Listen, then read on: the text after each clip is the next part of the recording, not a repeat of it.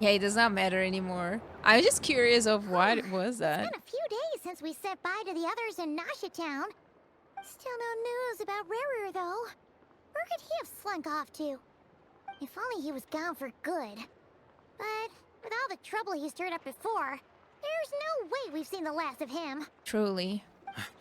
Hello, you must be the traveler in Paimon? Yes, Radomir. Do we know you? Mr. Flint has been looking for Oh, you. okay.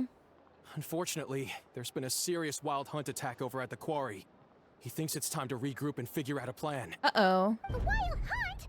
Oh, uh-oh. We better get over there right away. Let's do it. Come on, let's go. A nation that does not exist. Oh boy. I read it as mess up instead of meet up in my head. Oopsie. Is there a faster way to go there? Yes, there is indeed. Indeed.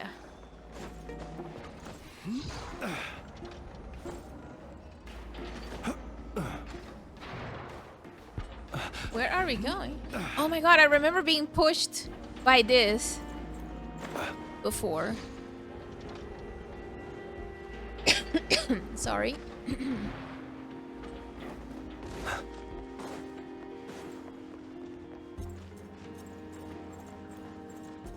I'll listen close, Vieti. I'm only sharing this with you because I trust you. Wait, what? Is it like those people there? Definitely not part of the story.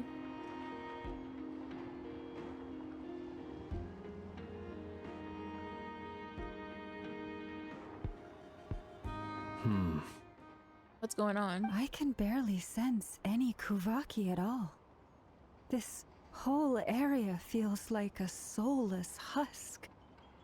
Looks like his appetite truly is insatiable. As if the power of that energy cannon wasn't enough. He's not seriously still getting stronger? What's his endgame here? Avengers. That's his endgame. Ah, everyone's here already. Hey, we made it. So, what's going on? Sub-story. Oh my god. Did you hear that Yakuza Kiwami 3 is gonna cut like a bunch of stuff? Like a bunch of parts of the map and stuff like that? Very sad to hear. We've all been on high alert since we split up a few days back, expecting Rerir to strike again. Right. But it's like he just vanished into thin air. No one has seen him nor found any trace of his presence. That is, until this morning, when a ratnik found signs of wild hunt activity while out here on patrol. As you can see, the crystalite itself is physically intact, but the Kuvaki it contained is all but completely diminished. And we're sure that Rarir did this. Who else? He's the only one who could pull off a stunt like this. Kuvaki loss has reached critical levels. Reikir of Solnari set to maximum threat level. Warning, unless de-escalation measures are taken soon, he will pose a threat beyond our ability to contain. The consequences could be catastrophic. Was there a reason? No reason given, just removed some stuff. Traveler, do you remember when we encountered Rerir just after regaining his body? Yes. There wasn't a shred of sanity left. Nothing but madness and rage. I remember it well. He was already extremely dangerous even then. Yeah, didn't he shout out a bunch of names? Then he started raving about how nothing in this world mattered to him. Oh, Paimon gets chills just thinking about it. Oh, but the thought that he's still out there, lurking somewhere in Nod-Krai, waiting for his chance to strike? Oh, even chillier. Last time we fought, we were already at a disadvantage. If he has such overwhelming strength, why would he suddenly go into hiding? Yeah, if I were him and I wanted more Kuvaki, I'd just take it by force. No point staying in the shadows. Unless something went wrong. His whole resurrection thing didn't exactly go smoothly. Did Varka bit his ass? The other thing is, How does someone who's completely lost their mind still have the wherewithal to cover their tracks so perfectly? Beats me. According to certain medical studies, insanity does not always entail a complete loss of rationality. True. It may be that he is simply living in a world of his own. Actually sounds about right. He was ranting away to himself the whole time, like he had zero interest in talking to us. There are many unanswered questions here. He could be right under our noses, and we'd still be in the dark. Used to wonder why Paimon was drowning in the first place in the beginning of the game. Yeah, well, I don't think that's ever gonna be explained, to be honest. Besides his name and title, we know little about him. Certainly nothing about his past, or what he might be hoping to achieve. Exactly. And we wouldn't even know where to begin looking. Even Boss hadn't heard of the Rahir of Solnari before all this. I'd be willing to bet that even if we gathered together every scrap of intel in Nod-Krai, we still wouldn't find more than, like, 3 useful facts about him. Right. So, if we do nothing, he'll just keep getting stronger. And if we want to investigate him, we have no idea where to look. Last time we had Marionette and her big robo-buddy to help us, and we still barely held our ground. If we had to face him alone... Hey, you're not alone. There's so many people around us. Paimon's head hurts just thinking about it. What are we supposed to do against a threat this big? Well, I do have a little hunch about his next move. Given that he attacked the quarry, I'd say it's likely he'll target other places rich in Kuvaki. Somewhere like the Eye of Krati, or the Pillar of Embla. One thing's for sure. If we just sit back and let him keep absorbing Kuvaki, we really won't stand a chance against him. A perfectly reasonable hypothesis. However, it is worth noting that these two locations are quite far apart. To investigate them both, we'll need to split up. I agree, we should split up. Right now, Rarir's goal seems to be gathering Kuvaki, not fighting us directly. Once we're done, let's regroup on Hisi Island. Can I choose who I go with? Wait, why Hisi Island? If I recall correctly, your largest goddess statue was carved from Kuvaki-rich ore, was it not? That's right. Yes, it could well be a potential target of his. I should head back and start evacuating the pilgrims.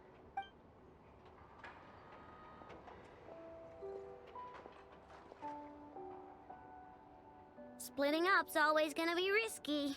But I guess we don't have much choice, right? We're in a race against time here. Yeah. And if we do run into Rarir, what then? We beat his ass. That's when you follow the third rule of treasure hunting. Run like the wind. Sounds like a good idea, Yahoda. Didn't you say the third rule was go with the flow? Which also would mean to run away. I don't know. Did I? Anyway, whatever. In this situation, go with the flow means go find backup. Okay. Agreed. If anyone finds so much as a trace of Rarir, do not pursue him. Get out of the area and alert the rest of us as soon as possible. We need to put safety first. All right, we'd better get moving. Come on, Anetha, let's go.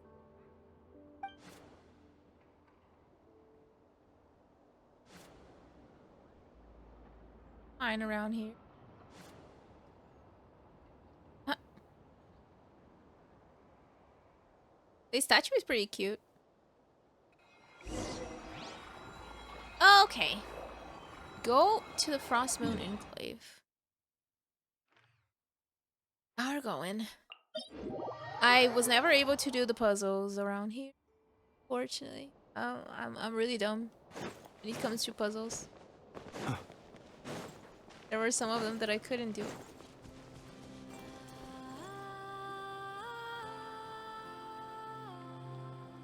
Any leads? Nope. Diddly squat. No clues to where he might be hiding. It's like he's a ghost. In a way, he is, no?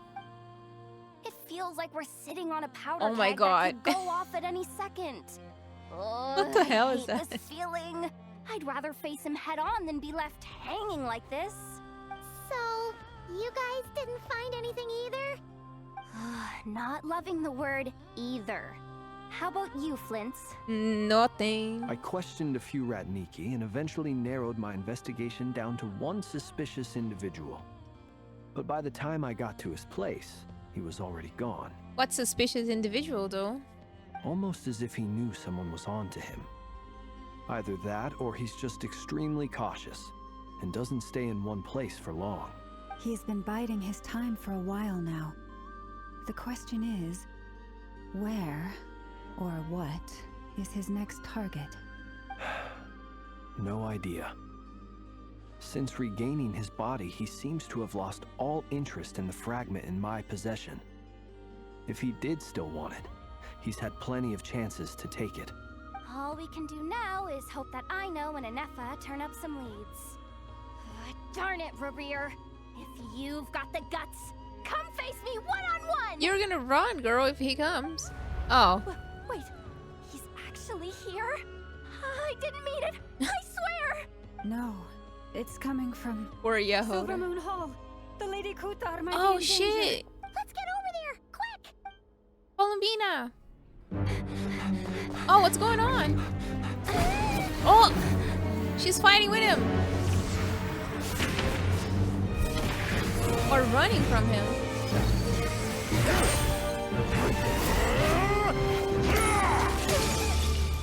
Oh, poor Columbina.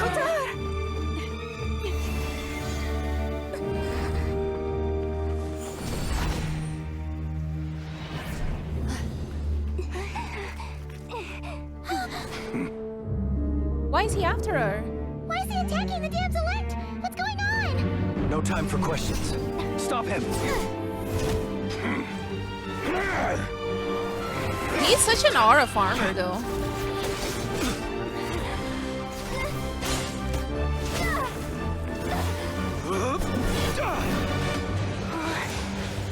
Yeah. Insane. Yahoda, get Kutar out of here! On it.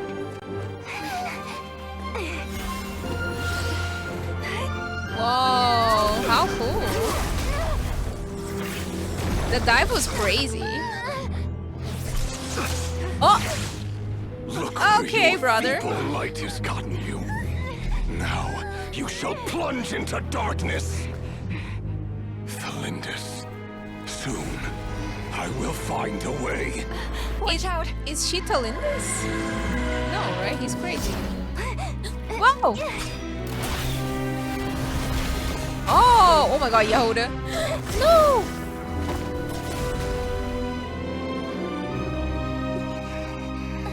Oh, it hurt her.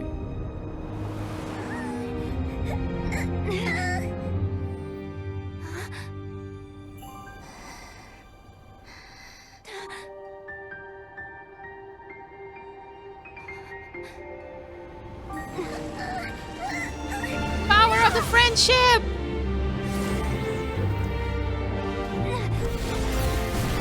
Don't mess with my friend!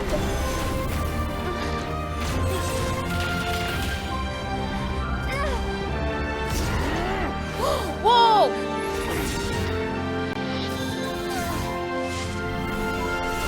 It's just like the Guardians of the Galaxy. But not in a funny comic way. You know Adam Warlock? Find them, even if it means turning this place to ashes. This is going to be the aura farming episode, I'm telling you. Holy. That was crazy. We barely made it out of there alive. What's that guy's deal? How'd he get so crazy strong? He's one of the 5 sinners, and that probably was not his full strength. He's a Oof. threat to this entire nation. I doubt his strength could even be measured by conventional standards. I have a question. Yes, I know. When me and Nefa showed up, we saw him chasing after this lady like he wanted her dead. What was that all about? Well, we don't know about that. Only him and her, I guess. We weren't there for the whole thing either. They were already duking it out by the time we arrived. Yeah, we didn't see how it all started. It all escalated so quickly, we had no choice but to step in. Kutar, can you shed any light on the situation? Kutar. Cross-checking database. I see. So you're the one that the Frost Moon Scions refer to as the Moon Goddess? Wait, she's the moon goddess? Oh, no wonder she looks just like all those statues. Yes, I know you are very intelligent. There are many reasons why people might worship the moon, and just as many why they might despise it. I've never met that person before, but there was no mistaking his deep-seated hostility towards me. Why he holds me in such contempt, I cannot say. But since he hunts the power of the moon, it's no surprise that I am a target. Kutar. There are many potential motives. For instance, you help the traveler escape his grasp. This could be his way of taking revenge. Yes, that's true. It is also possible that he covets the Kuvaki inside you and seeks to take it for his own. The list goes on. But right now, devising a counter strategy should be our #1 priority. The likelihood of this location being discovered is close to 100%. Damn. That's a lot. Strategy? But we don't stand a chance against an enemy like this. Surely our only option is to run. He's not gonna chase us to the end of the world, right? So as long as we can sneak out of Nod-Krai undetected. No, I can't say that. Come on, Yehoda. This is serious stuff. You can't suggest we all just chicken out. Running is our only option. Huh? You seem surprised, but what other choice do we have? We are facing an enemy we cannot possibly defeat For in battle. once, Yahoda's options is the correct one and she's surprised. Well, I mean, yeah, but still. It's not too late. I can distract him, so you have plenty of time to make your escape. No. What? You're gonna act as bait? No, don't do that. Doesn't that make sense? I'm the one he's after. There's no need for you to risk your necks on my behalf. Girl, don't. A coyote doesn't stop for bypassers while it's howling at the moon. What is it, Loma? The Frost Moon Scions have already grown accustomed to life without their goddess. My presence here is no longer essential, and this is not my home, so you needn't ask me to stay. We can't just roll over and let him get away with this. That's not our style. Exactly. Yeah. We can't just call it quits after everything we've been through together. Besides, she pretty much saved my life back there. If I just ditched her now, I'd never forgive myself.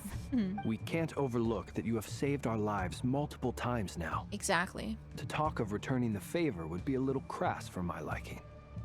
But suffice to say that we are friends, and friends look out for one another. See, the power of friendship. Rira's true objective remains unclear. Even if we were to sacrifice Miss Kutar, there's no guarantee he would stop. But Kutar, I know why you left the Frost Moon Scions so Hello. long ago. It was because people started treating prayer as a form of trade. How are you doing? What did Sino tell Tainari on their way to Port Ormuz? I don't know. I can't think of anything. They would make self-centered wishes, force you to accept meaningless offerings in return, and then expect you to perform miracles for them, as if that were their entitlement. No worries, Tainari. We're almost there. Oh my god. If it were me, I might have walked away too. But I believe that time can change everything, I see. and that sometimes it takes losing something precious to appreciate its true worth. After much reflection, I've realized that this was never about whether the Frost Moon Scions need you. Right, what was it about, Llama? Any relationship based on need is purely transactional. What I truly hope is that you'll choose to stay, not out of obligation, but as part of our family. You were born here, and now you've returned. Who knows? Perhaps it was the moonlight that guided you home. Thank you, Lauma. But my power is on the wane. I'm afraid I will be of little use to you now. Welcome back, Benno. What did you miss? The ending of Act 2, and now we're in Act 3. It's our turn to help you now. Very well then. I'll do as you say. Both times you saved us, we were transported across great distances in an instant. Is that one of your powers as the moon goddess? It is, but I find it very draining. I barely managed to pull it off just now, and it will be some time before I'm strong enough to do so again. Thank you for following. Rejected by the world, my power is dwindling. Like a lake cut off from its source, slowly shrinking away. Now, it has almost run dry. No, I haven't yet, but we probably will soon. What do you mean, rejected by the world? The 3 moons belonged to the ancient bygone era in which they came into being.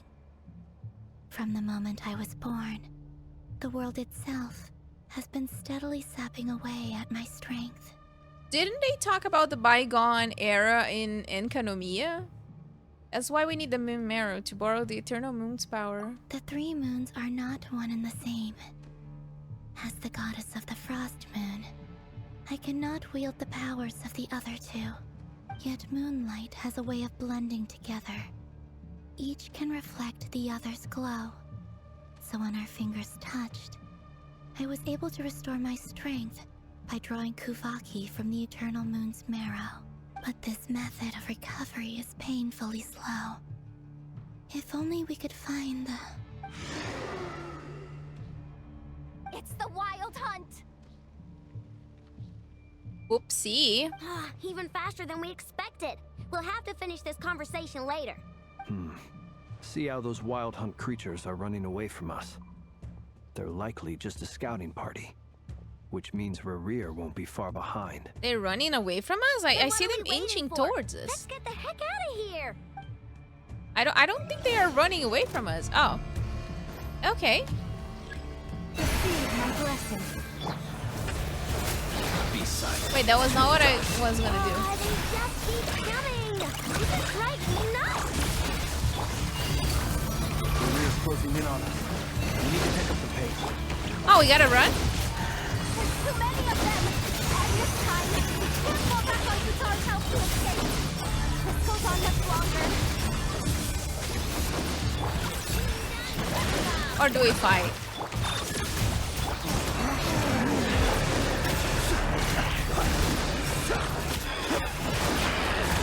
Close your eyes. Fear the dark. Yeah, the Flint is also trial. They Nefa and the Aino as well.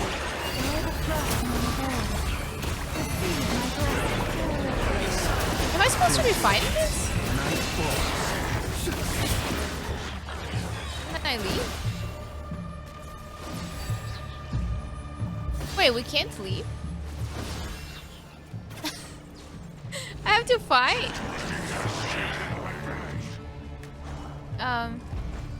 Break out of the Wild Hunt's onslaught. Oh. Huh? What happens? That was too close! Okay. That was confusing. We barely made it out of there alive! What's that guy's deal? That was How'd he confusing. get so crazy strong? Didn't we already do that? Wait, we already did that! He's a threat to this entire nation. I doubt his strength could even be measured by convention. I have a question. Wait, what? Napa showed up. We saw him chasing after this lady like he wanted her. We weren't there for the... Yeah, we didn't see how it all started. Kutar. Why is it can you repeating? shed any- Kutar. I interrupted the Cross-checking quest? database. Wasn't I supposed... Like, they were saying break There are out. many reasons Break out is for like that leaving why the he has area. Kutar. There are many potential. It is also possible, but Right now. Am I supposed to keep fighting? They should say fight the thing then, not break out. No, I can't. That's crazy.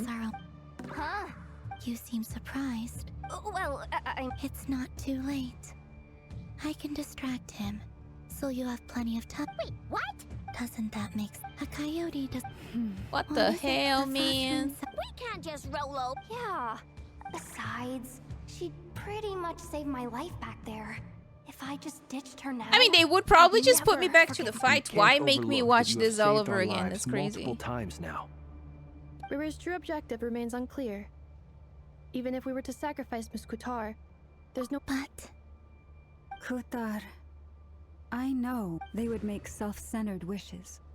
If it were me, I might have walked away too.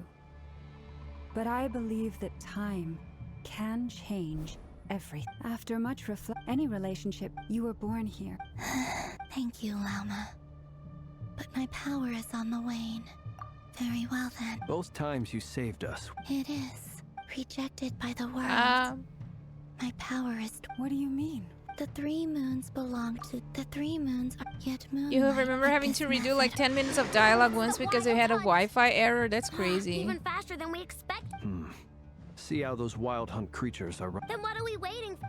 Yeah, let's keep fighting then. See, it says break out of the Wild Hunt's onslaught. Oh, that was not. Defensive mode engaged. The character positions are kind of like driving me nuts because that's not usually what I use. Rear's closing in on us. We need to pick up the pace. See, they're saying pick up the pace. Pick up the pace of what? If we're supposed to stay, huh? This goes on much longer.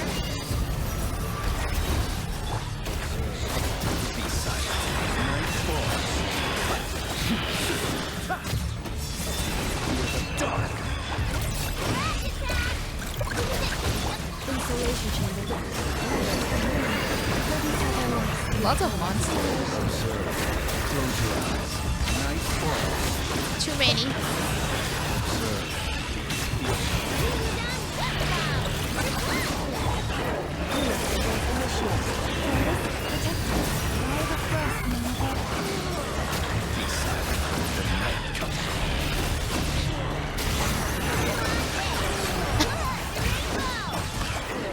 It's non-stop. Defensive mode engaged.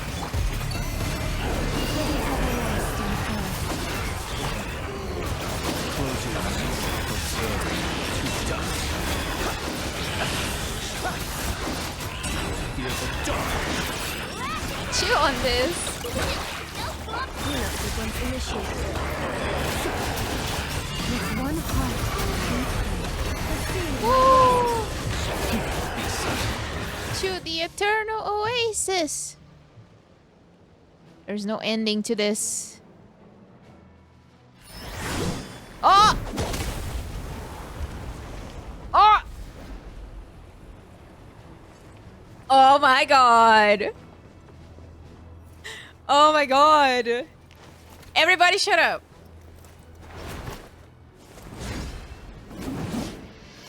Well, hello there.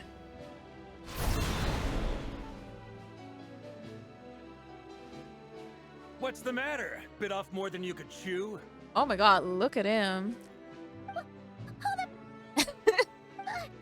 are you? His motto is so much better than like all of the other guys. Uncle Varka! You're back from Amsford? Wait, she know him? Whoa! You're Varka? Grand Master of the Knights of Favonius? Oh my god, look at him, bro. We could save the intros for later. Right now, let's get you all out of this hellhole.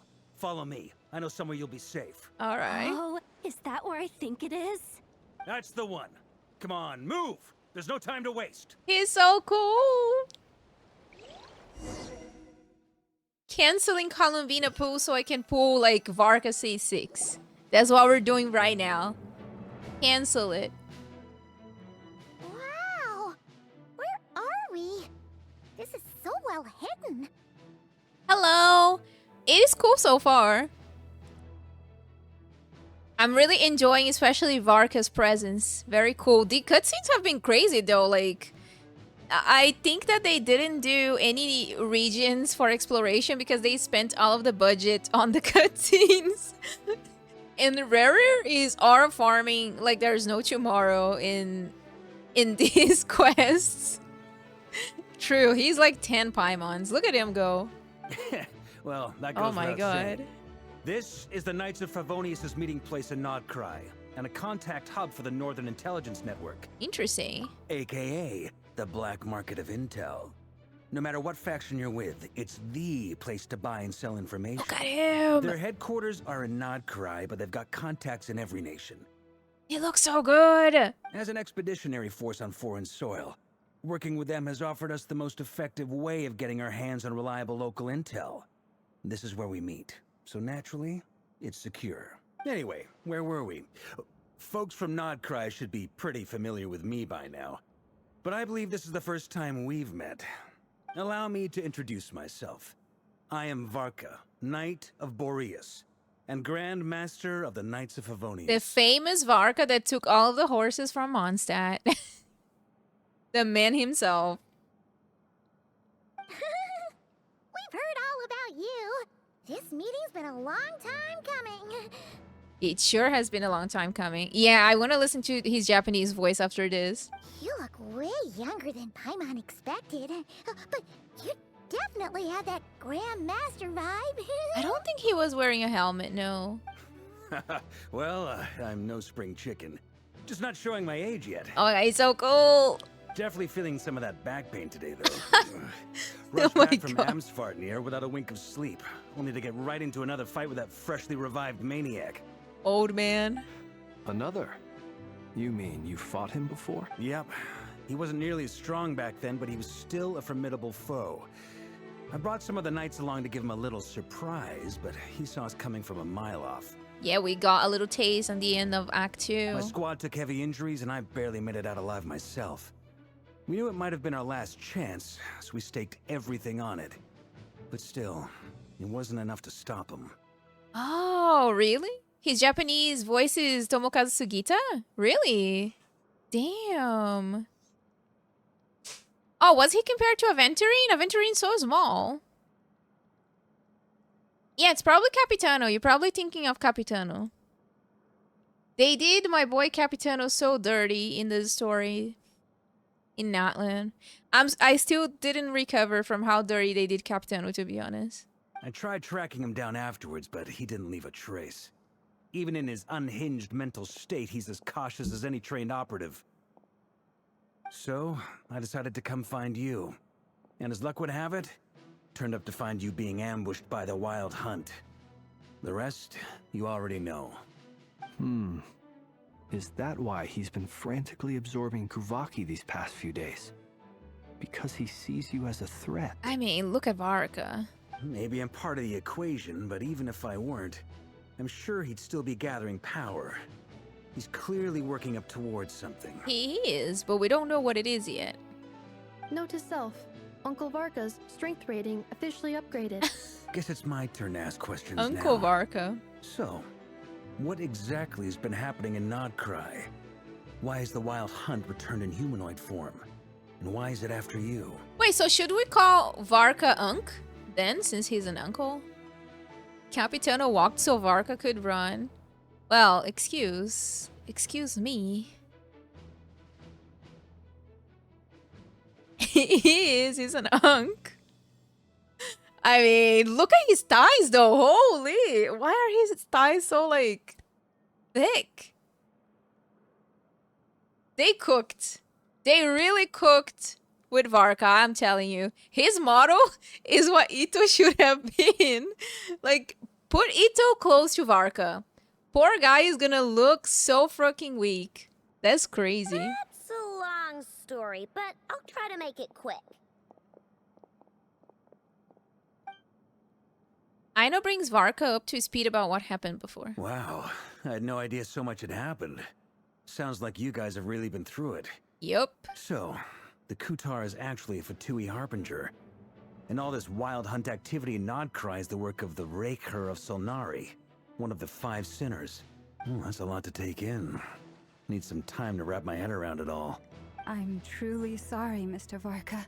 You stood with us against the Wild Hunt and did everything you could to stop it from escalating into a full-blown catastrophe. And then, the one time you're away, it all comes to a head and all your hard work gets undone. You've got nothing to apologize for, Miss Moonchanter. You can plan 100 steps ahead and still slip up. That's just life. No one knows what tomorrow holds. You can't predict which way the wind will blow next. And, to be perfectly honest, I can't say I'm surprised. For all the times we've defeated the Wild Hunt in the past, we've never been able to completely wipe it out. Turns out, we were just delaying the inevitable. But now that a new variable has come into play, fate may well take a different course. This guy's chest is big. His chest, his arms, his thigh, his... A new Nothing. variable? You mean us? Who else? And in a strange way, I think his resurgence might not be an entirely bad thing. The Wild Hunt is like an unrelenting force of nature, but Rerir is an individual with an agenda. What kind of He's gotta agenda? have a weak spot somewhere. That said, while I was explaining everything just now, some of the points that Mr. Flint's added caught my attention. Know what that little blue thing is? No. No, not that. I haven't seen that. You mean His about our hands. mystery ally? That's right. From what you've said, not only did they lead you straight to some key files, they also shielded Hisi Island from a lethal Kuvaki blast. I don't know who or what could pull something like that off. Heck, even Miss Columbina doesn't have a clue. Yeah, who could have done that actually? Maybe it was Sandra? I hadn't heard the story about those files. Would you mind repeating their titles for me? Wild Hunt Phenomena Log, a Nod-Krai and Ratnik's Field Journal, and Kuvaki Survey Log. Oh. No. Still doesn't ring a bell. Another dead end. Guess all we can do now is hope that our mystery ally keeps showing up when we most need them. Still, it's safest to assume they won't be intervening again. From here on out, we'll have to resolve this crisis by ourselves. Do we know the mystery? The mysterious ally? Your intel also explains something else I've been wondering about. The reason I led my team to Amsfarnir was because we'd had reports about a possible source of the Wild Hunt showing up there. But once we looked into it, it turned out to be a red herring. I don't know who was behind it, but clearly, it served its purpose. I doubt it's by chance that he happened to make his comeback while my attention was diverted. And from everything you told me, it sounds like his scheming began well before his return. So maybe luring me away was all a part of his plan. But is it even possible that he orchestrated all of this by himself? The Moon Maiden and the Raker of Solnari. Nod-Krai of all places. The way everything is unfolding, it can't be a coincidence. So, what do we do now? Got any ideas? Right now, we've got at least 3 things to consider. Let's go through them one by one. First, we need to figure out how to take down Rerir. If we can't beat him in a straight-up fight, the rest won't even matter. Oh, my dog's barking. Hold up. Hold up.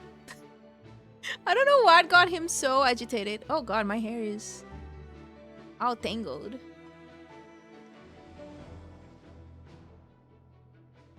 To my knowledge, the bulk of Nod-Krai's fighting force is already gathered here. But even with everyone united, we're still no match for Rerir in his current state, let alone with his power still growing. What if there was a way to tap into a new power of our own? How? How so? Have you thought of something, Columbina? 3 moons once watched over this world. The Eternal Moon was the largest. The Frost Moon was the brightest. And the Iridescent Moon was the most mysterious. Yeah, Bob wants all of the attention for himself. He wants to be the streamer, basically. Wants everyone to hear him barking. They say that back then, the 3 moon goddesses wielded immense power.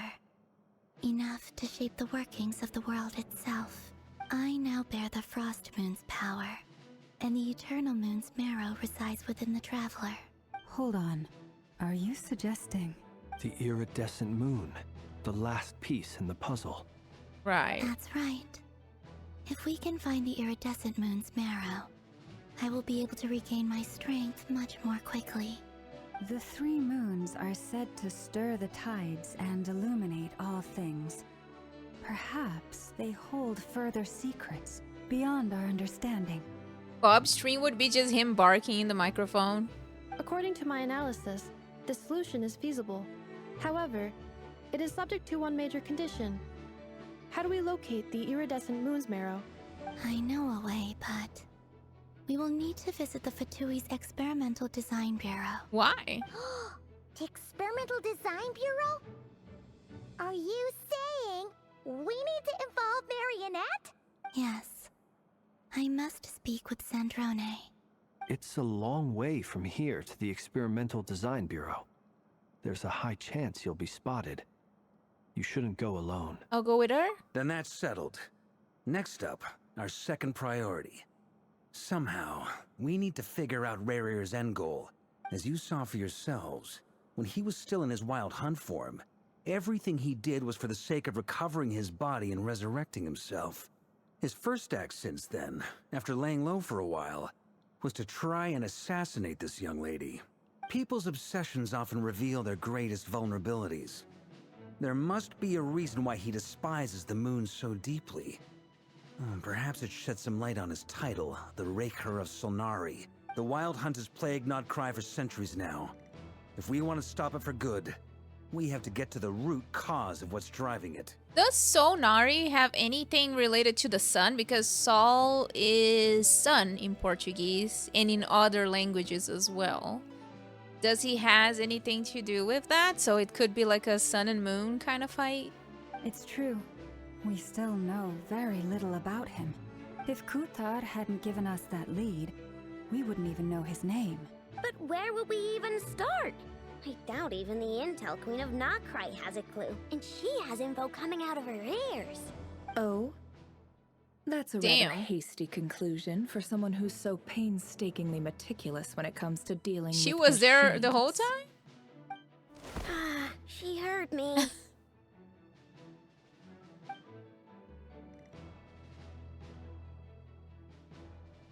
Boss! What are you doing here? Gathering intel. I'm now asking myself the same question. I received a Oh. letter from a humble knight of Favonius, requesting a meeting to discuss a major business deal. But it looks like this humble knight had something else in mind. Details, details. Miss Neffer, the important thing is that you've arrived at the perfect time. Since his failed ambush, I've been racking my brains trying to come up with a plan to fight Rarir. Given the severity of the situation, I think it's fair to say that our only chance lies in uniting as one.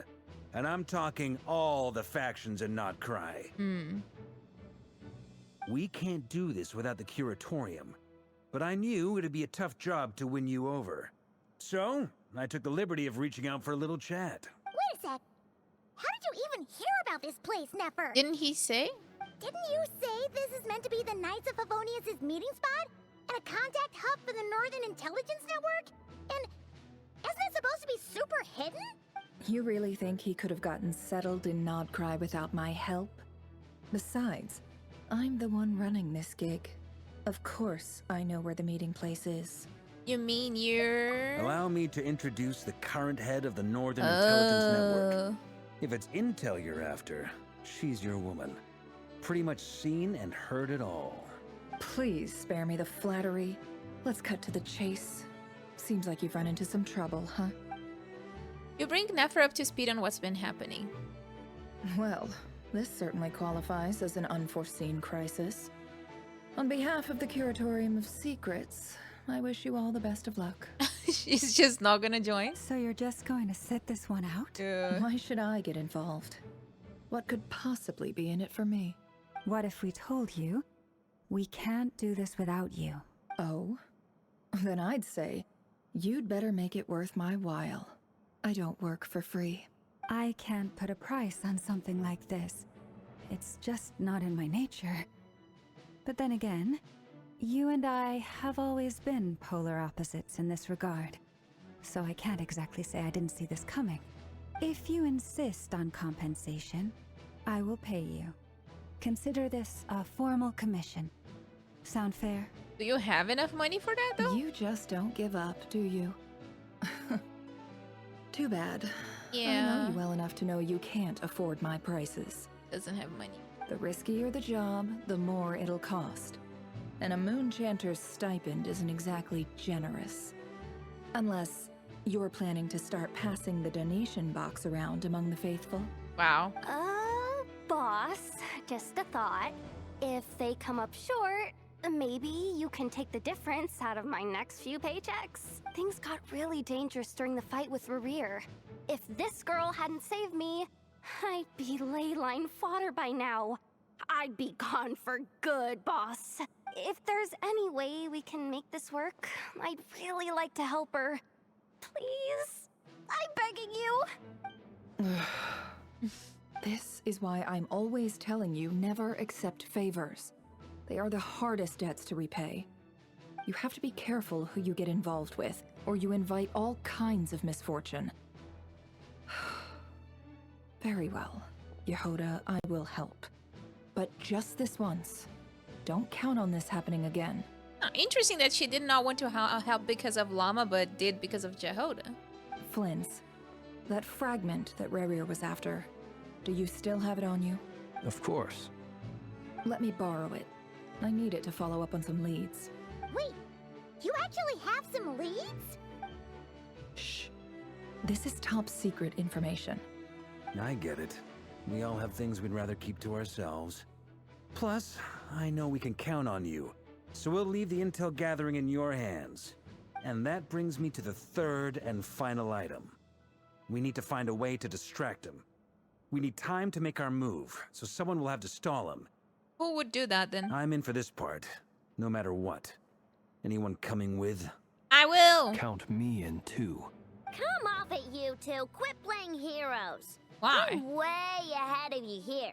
Nefa did a scan of the Moon Goddess's Kuvaki signature, and we're gonna use it to make some decoys over at the Kramkake craft shop. Anyone who's in, follow me. Once they're ready, we'll deploy the decoys across Nod-Krai.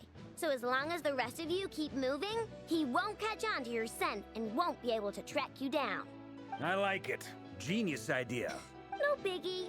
All right then, we'll split into 3 teams. Once your team has finished their mission, return here and wait for the others. Dismissed. Hell yeah. Who are we going with?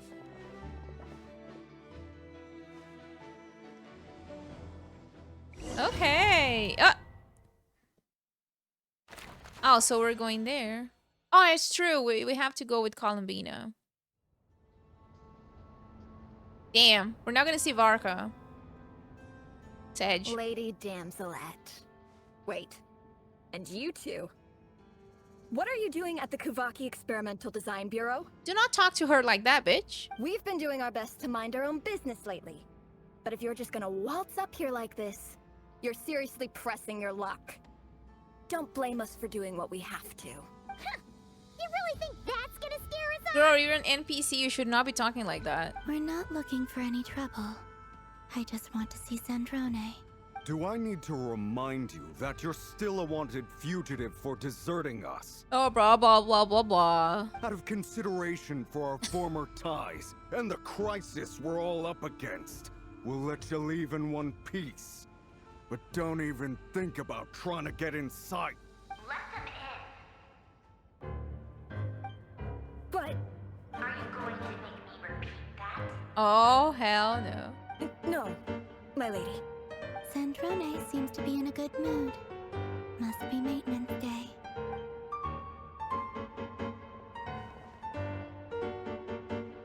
Now they can't talk shit anymore.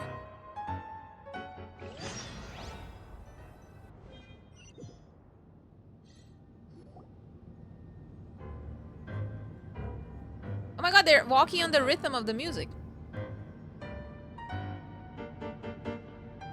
So tell me, to what do I owe the honor this time? Actually, before you answer that, just so we're clear, we're not colleagues anymore, Columbina. I don't owe you anything. Sandrone got a 5 head. Look at her forehead. It's huge. I think she can rival Ayaka on the size of forehead. I promise it's nothing big. It seems like you've gotten the wrong idea here. The only reason I let you in was because I was bored. It seemed like a way to kill some time and satisfy my own curiosity. Whatever miscalculations I may or may not have made in the past, I haven't lost the plot enough to even consider sticking my neck out for your sakes.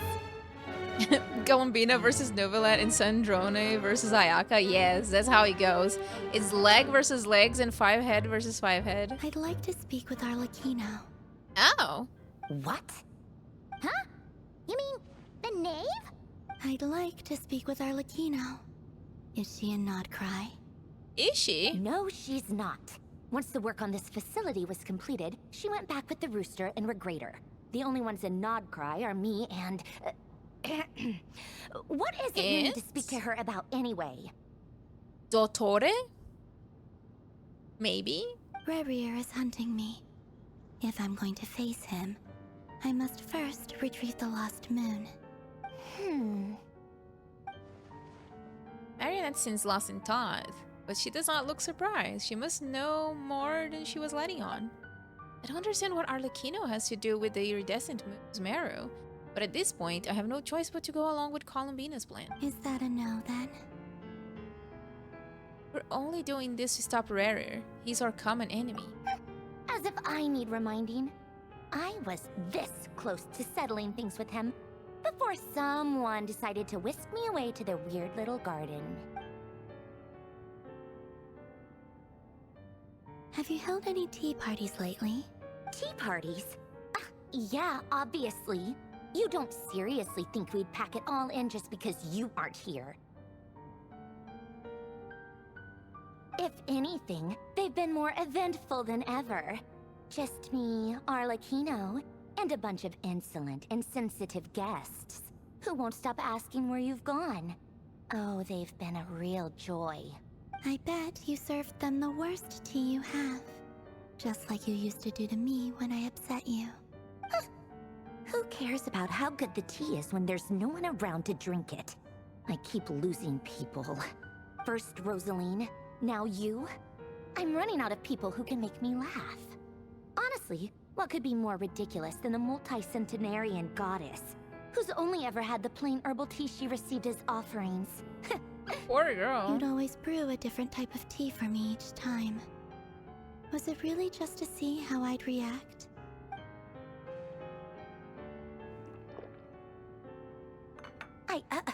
Well, duh. Why else?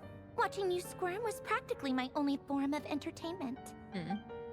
Or was she genuinely trying to introduce Columbina to new flavors? Maybe all that coldness is just an act, and they actually get along. Oh, yeah.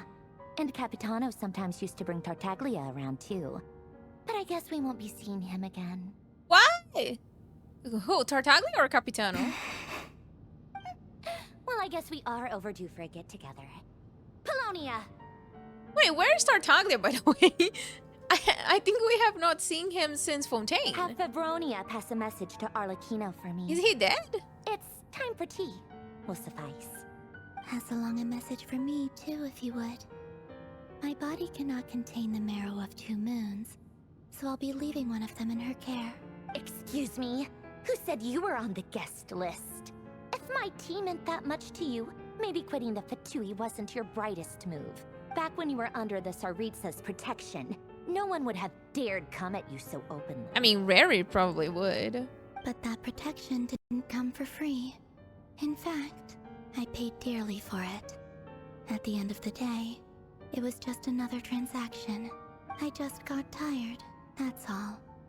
I never wanted any part in their grand ambitions, and I've had enough of being treated like a bottomless supply of power. It brings back memories from the old days, when I was still worshipped as the moon goddess. Centuries on, it may be a different group of people, but I see the same greed in their eyes. I figured you'd leave eventually. You didn't have as much of a reason to stay as I do. What is your reason to stay, Sandrone? The Tsaritsa gave you shelter and protection, but that was it. Nothing more, nothing less. Meanwhile, the Fatui demanded everything from you in return, until it was more than you could bear. I get why you left. And frankly, I have no interest in dragging you back just because the higher-ups told me to. But if you keep hanging around with this riffraff, the next time we cross paths, we might be enemies for real. Says that, but she's the one who just caved in and agreed to help Columbina. Guess that's our cue to leave. Let's go. We'd better not keep Varka and the others waiting.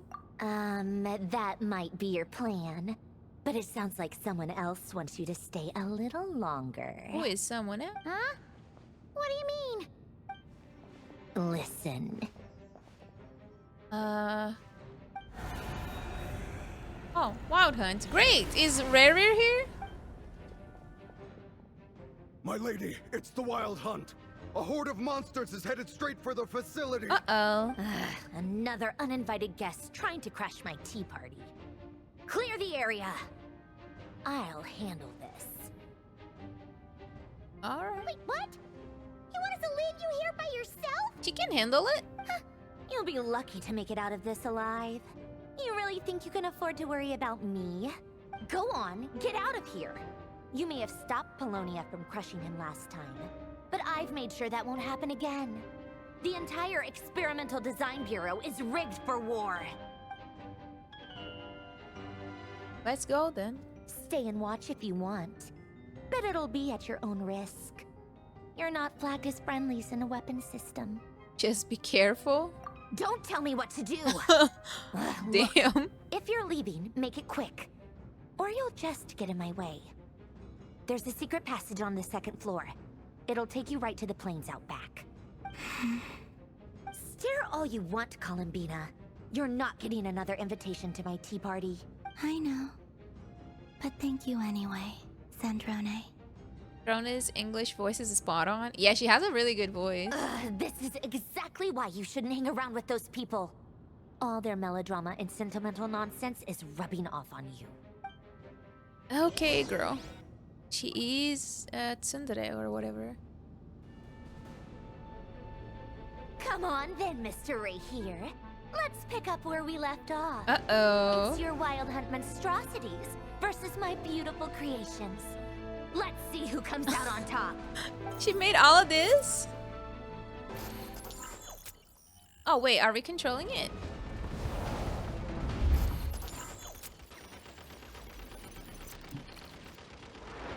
Oh, shit, we are. What the heck?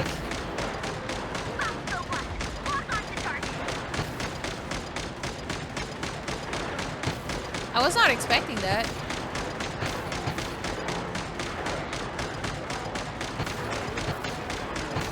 Ah, it's hitting me though.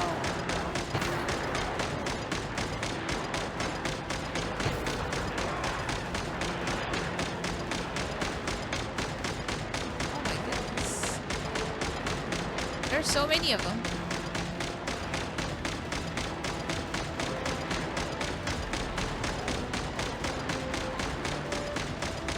Why are they all walking so slow? It is machines versus zombies.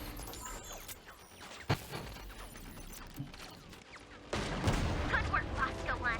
Bosco 2, prepare to fire!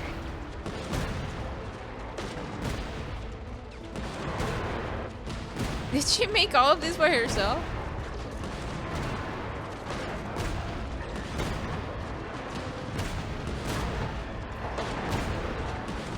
Hell yeah.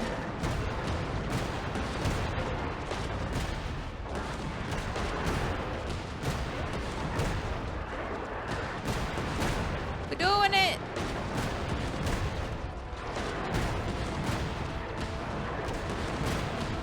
Or are we though?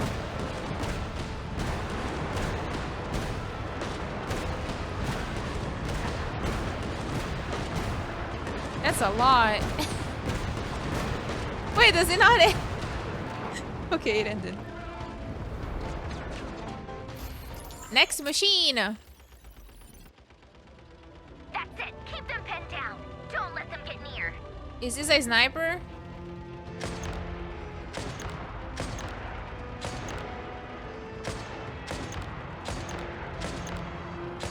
Okay.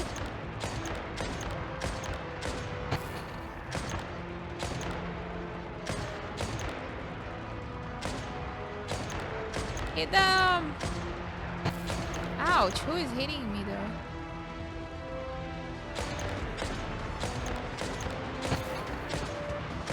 Exactly. Call of Duty prepared me for this. Rotate out. Deploy all backup units. Get in there and hold the line. Whoa. Whoa! Big boys!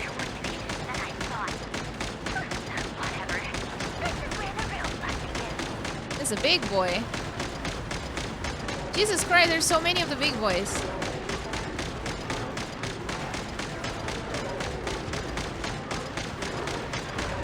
Help! Oh my god, this one's too close. Don't worry. Once this is over, I'll put you all back together again. I promise.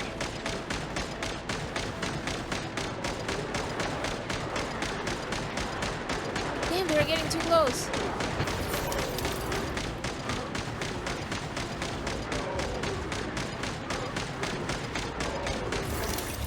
No! My machine! Finally, the Ranger himself. Time to... Huh? Where'd he go? Uh-oh. Oh. Oh, hi!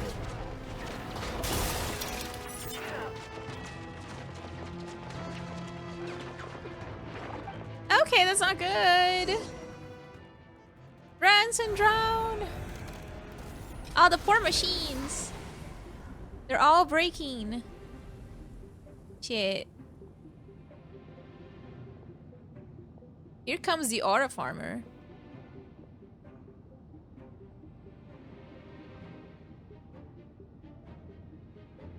Polonia, get him! Uh-oh. Bologna, I don't think you have a chance. Upgraded Polonia again since our last encounter, and uploaded every last scrap of your data. So let's finish this once and for... She's not here. Yeah, she's not. Where did she go? Hey, over here, you big... Curse it. Moon. Go. Keep searching. She cannot have gotten far. He's obsessed. No, Polonia, you don't have to go.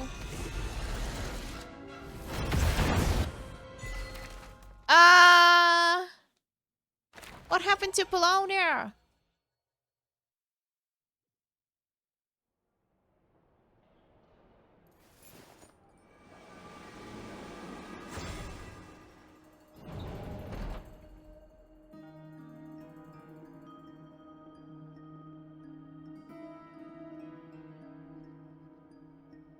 So this is your method for investigating Rarir's past. It almost looks like some kind of ceremony. What is she gonna do? Good deduction. But it's quite a different affair from what you're used to with the Frost Moon Scions. Whoa, first time I've ever been in here. Boss always said it was off limits, so I pictured some kind of creepy dungeon. But it's actually kinda nice. Oh, I guess this must be Sumero decor? That's where Boss is from. And that nice shopkeeper who sold me my treasure compass. Also, this is the confirmation that she's from Sumeru. Is she saying that Dory is a nice shopkeeper? I hope she's not. The compass probably does not even work if you I'm not sure Dory exactly sold what you've it. got planned, but it looks like you're all set. When do we begin? Whenever we wish. But for some reason, I've got a feeling this isn't going to end well. I've never faced Rarir myself, but from what you've told me, his power is beyond Yes, anything to I all could the above. imagine. I, on the other hand, am just an ordinary businesswoman. Our paths should never have crossed, yet here I am, forced to make an enemy of him. If you ask me, you're about as far from ordinary as it gets. So what are you saying? You're getting cold feet? It is. Once I take a job, there's no backing out.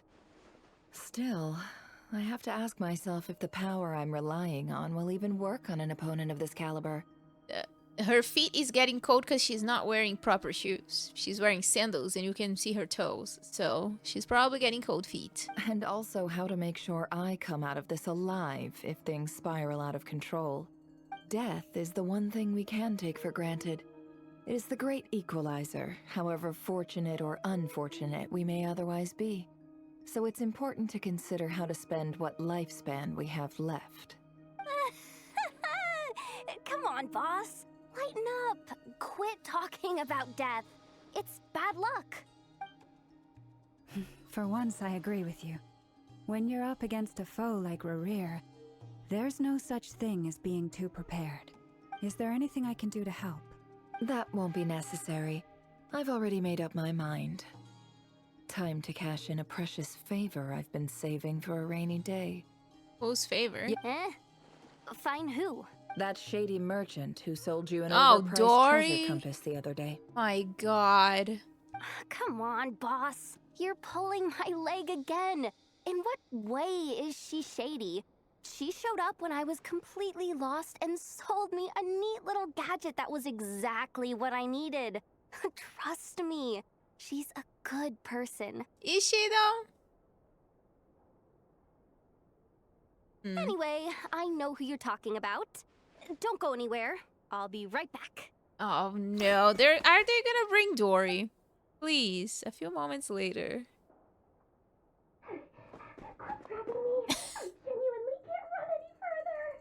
Not this old lady again.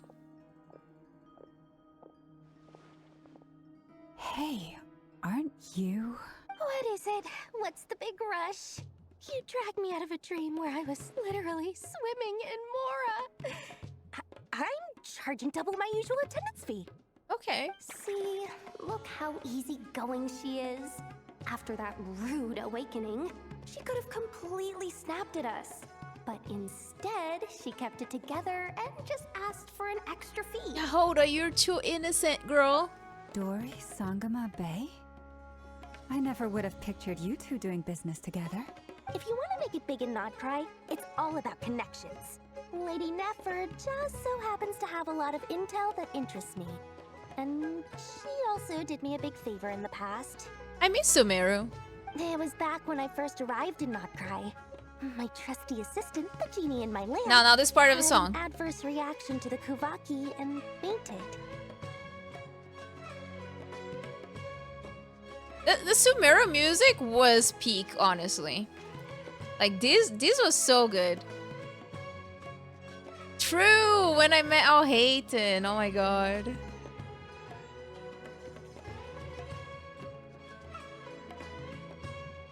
This song is so good. And when you know it, that's when I suddenly find myself in a life-or-death situation. Good thing my compatriot was there to swoop in and save the day.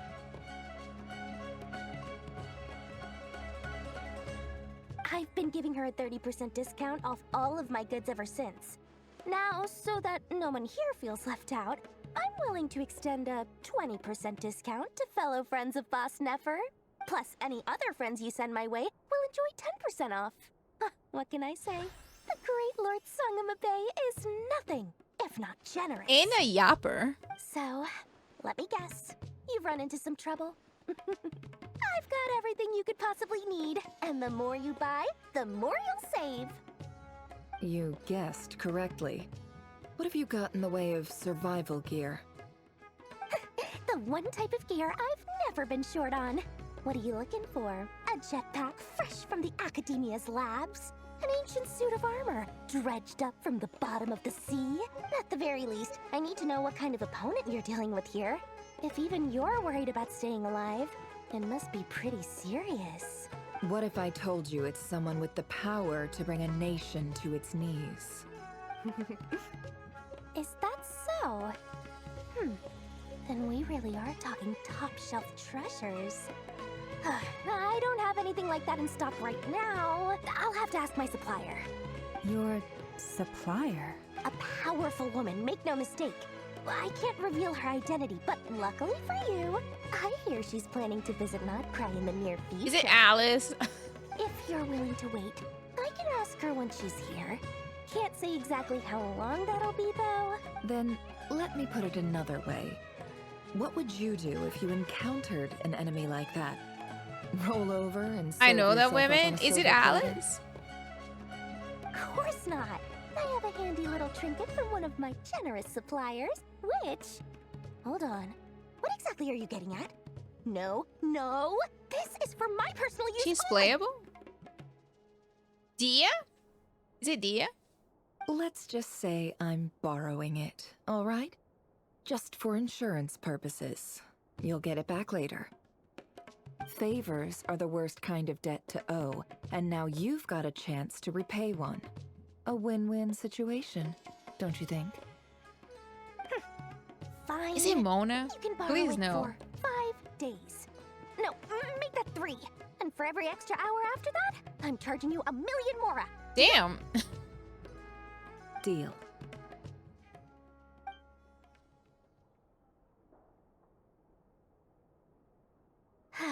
What a way to start the day.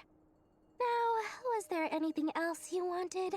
Or can I go back to bed now? Go to sleep. I can find the answer in an anecdote here in Nod-Krai. Really? That will be all. Take care now. Don't trip up on your way back, friend. See you later! You're my favorite shopkeeper. Yehoda.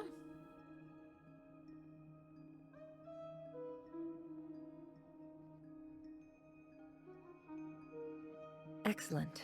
Everything is well and truly ready. The ceremony can now begin. After initiating the ceremony, your minds will follow me wherever I go. You will see many strange things in your mind's eye. So remember, don't be frightened, and don't make a sound.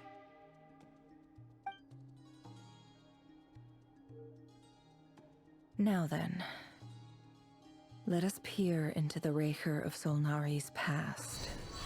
What are we gonna see?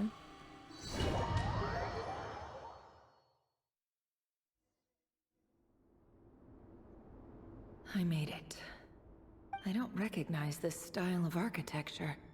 Must be Conrian. Oh, are we gonna see his past? Damn. Simple furnishings, table and chairs.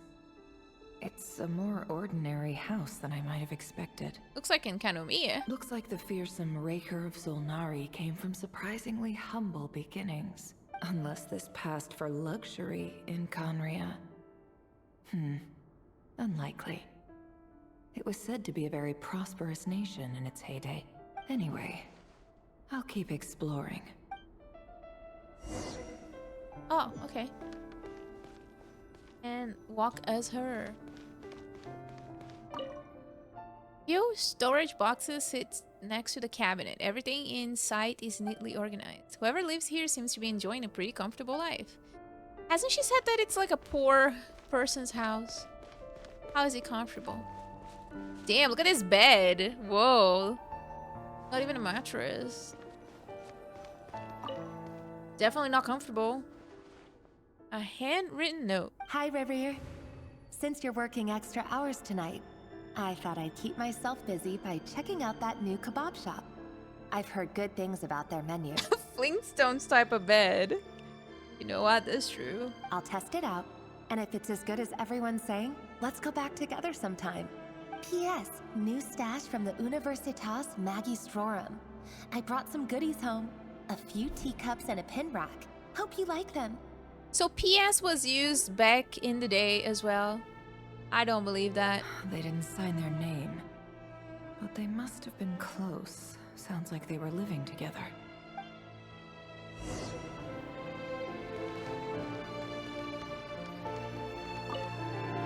Journal on the table. I went over to Joseph's for drinks today. They have a fine collection, but I went alone. Felindus was tied up with something and couldn't make it. Felindus. Joseph asked why I came alone, but I didn't really have an answer. He then went on to ask about other things. If you ask me, someone who asks that many personal questions is too nosy for their own good. But if he invites me again, chances are I'd still go. Valindis. That's the same name Rerir mentioned. True. Crane imports keep falling. If things don't pick up, we'll soon be back to meat and mushrooms only. Honestly, I'm not a huge fan of that new type of mushroom everyone's been into lately. Didn't it start out as a lab-grown variety? I heard it's even mildly corrosive. Seriously, why would you even eat something like that? I don't care if it's an impressive feat of alchemy. That just isn't the kind of thing I like to eat. Grain has to be imported, and they're eating a diet of mostly meat and mushrooms. Could it be because Conria is underground, so it doesn't get much sunlight? That would explain why they use so much stone in their buildings. Yeah. They even use alchemically modified strains for food.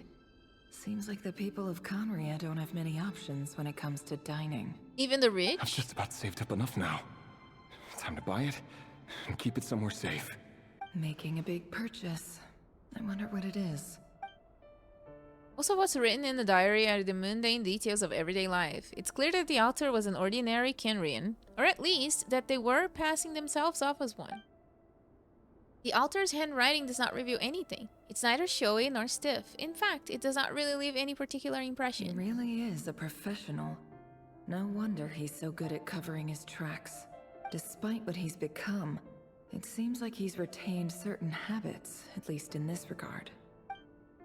Near the end of the diary, you notice a page with a shallow indentation along the bottom. The previous page has been torn out. For now, its contents remain a mystery. Did Rerir rip it out himself? But pen marks like these leave a trace. With something like charcoal to add some color, you just need to find the right angle. When Nefer looks around, she sees a fine charcoal pencil on the desk. Before long, she has restored the missing words. Compared with the forgettable handwriting from before, these lines have been scrawled in a rougher, more haphazard way, as if the person who wrote them was in an emotional state. Before I met you, I was convinced that my heart was nothing more than a stagnant pool, the burial place of a fallen moon. A withered, windless grove where the waters rested forever unrippled. It was you who helped me see that my heart hadn't entirely withered away. That it could still beat to the rhythm of love. Okay. This is just trivial sentimentality from the looks of it. Why would he go to the trouble of hiding that? The burial place of a fallen moon. Because he's a tough guy. Tough guy does not want people to know he has feelings.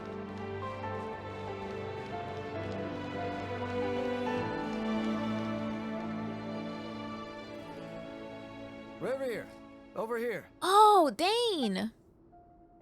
Oh, that's how he looked before? Dane! Oh, and, Vedelson here? He's What a better surprise to see you here, sir. as a villain.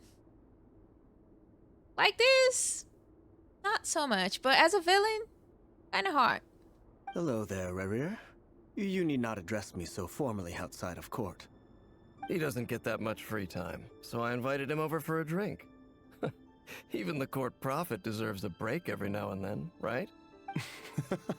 Well, I'm flattered. So, what are we discussing today? Hey, don't look at me.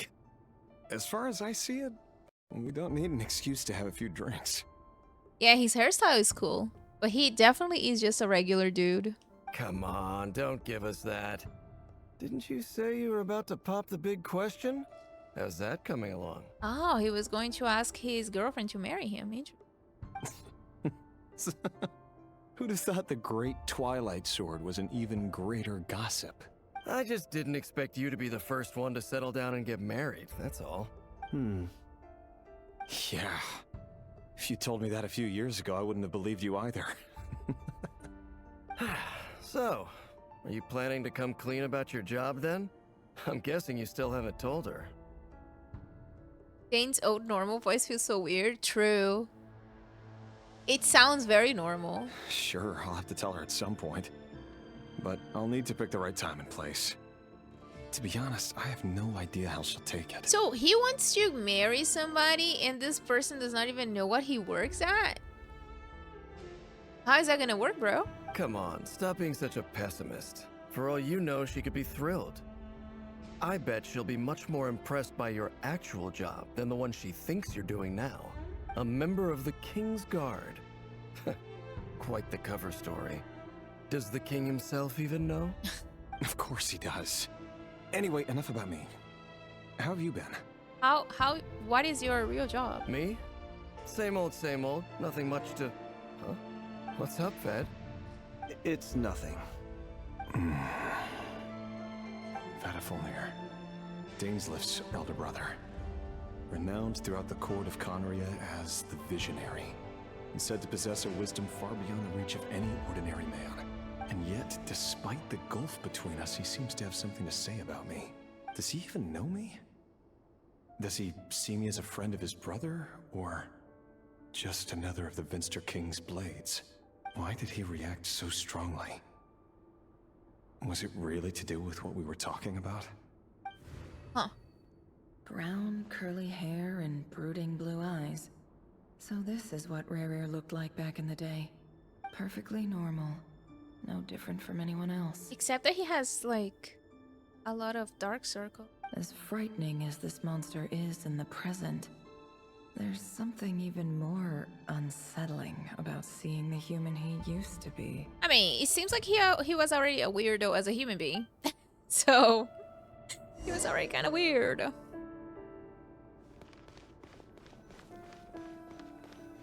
Mirror.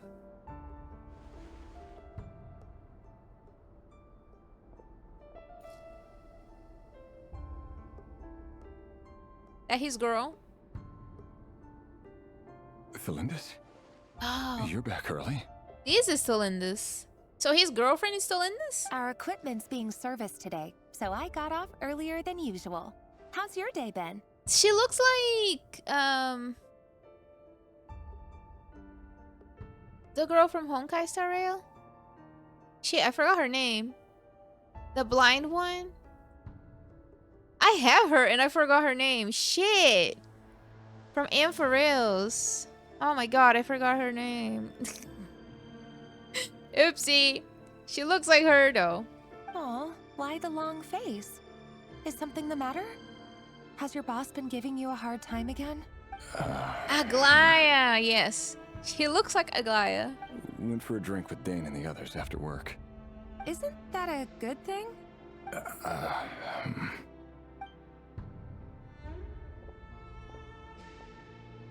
Vedafulnir showed up today too. You know, Dainsleif's older brother. Ah, Mr. Vedafulnir. Yes, I've heard of him. They say that everything he says ends up coming true. Interesting. He overheard Dainsleif mention that I'd recently proposed, and seemed to have an issue with it. But when I asked what it was, he kept it to himself. So, you're worried? You could be such a child sometimes, Rebrier. We're nobodies. Why would the Visionary be concerned about us? Because he's not a nobody. I'm sure someone in his position has much bigger fish to fry. Maybe you're right. You worry too much, Rebrier. We've been together for ages now, and everything's been going so well, has it not? You've even proposed to me. They've been together for ages and he didn't tell his job. Maybe she knows already. So, you do remember. Tell me then. What's your answer? Like I said, I need some time to decide. You can't just rush into things like this. We may be nobodies in the grand scheme of things, but if we want things to work out, we've still got to plan ahead. All right. Take your time. Just don't keep me waiting forever. What do I think he does? I think... Isn't he kind of like what Dainsleif used to do, which was like... What was Dainsleif do, actually? Wasn't he like a knight or something? Maybe he is also a knight?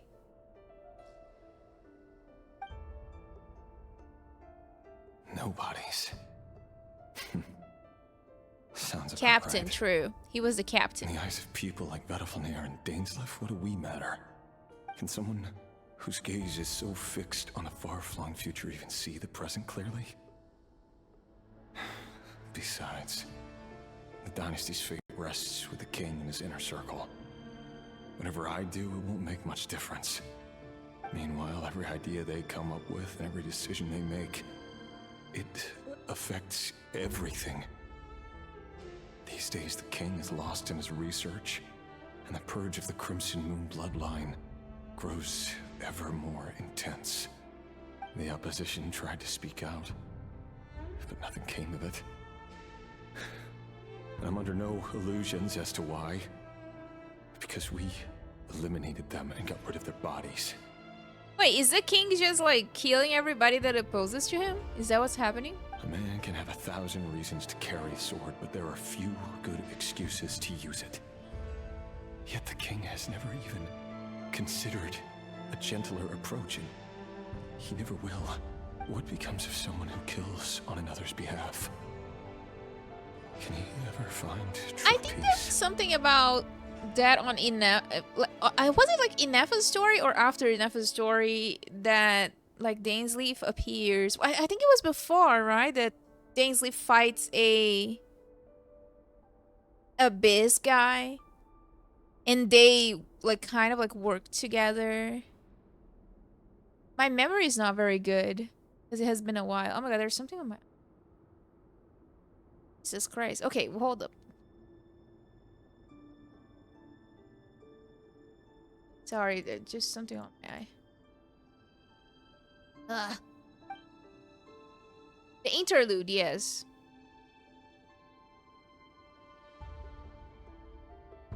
Thelindis?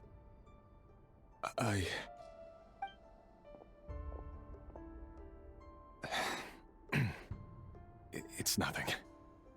You were right.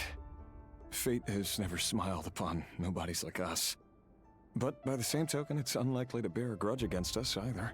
There's no reason we can't keep living happily together, cherishing the simple joys of each day as they come. See? You just need to stay positive, Revere.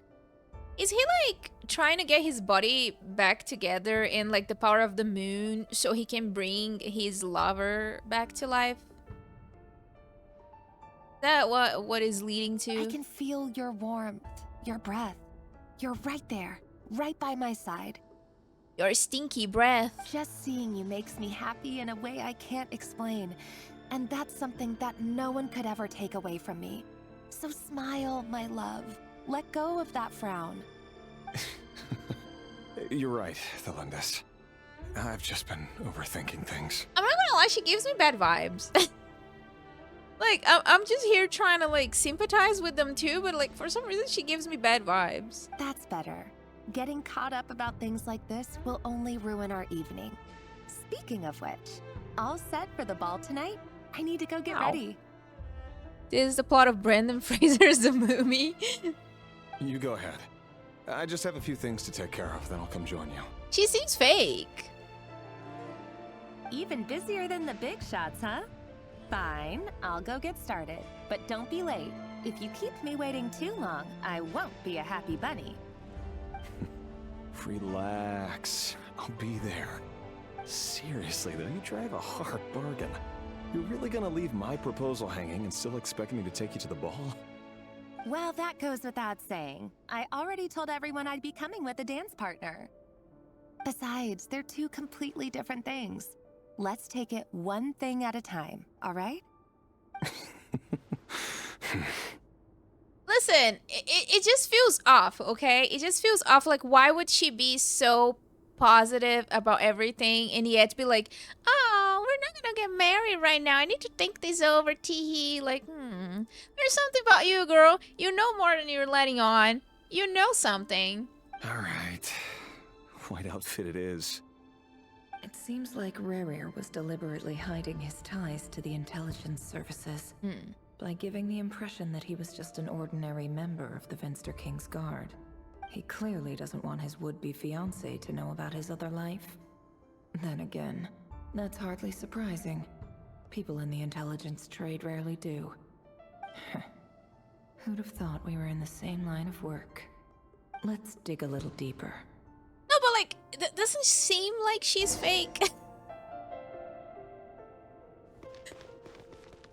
She seems fake.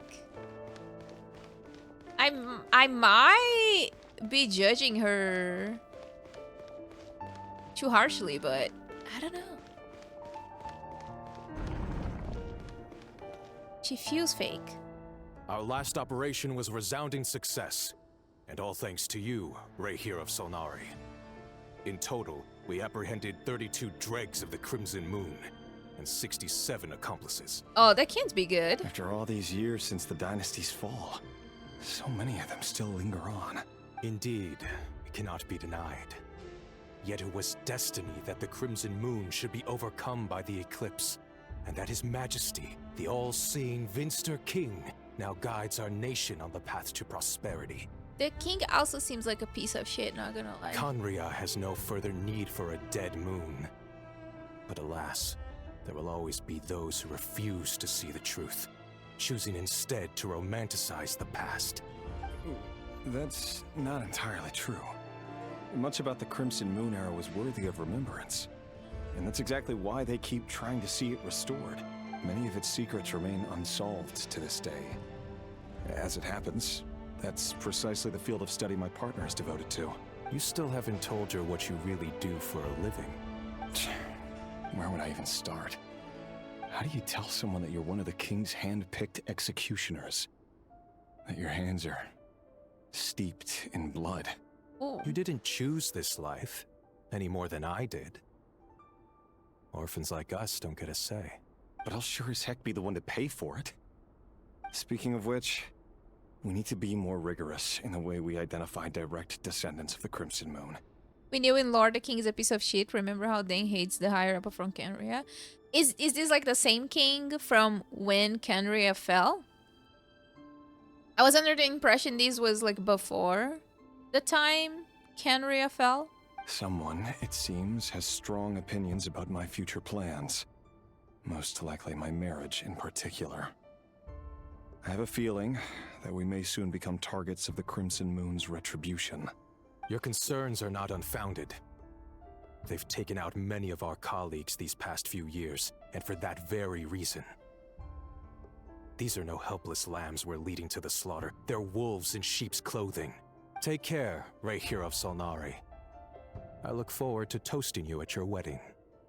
Thanks, Thorkel. You look after yourself, too.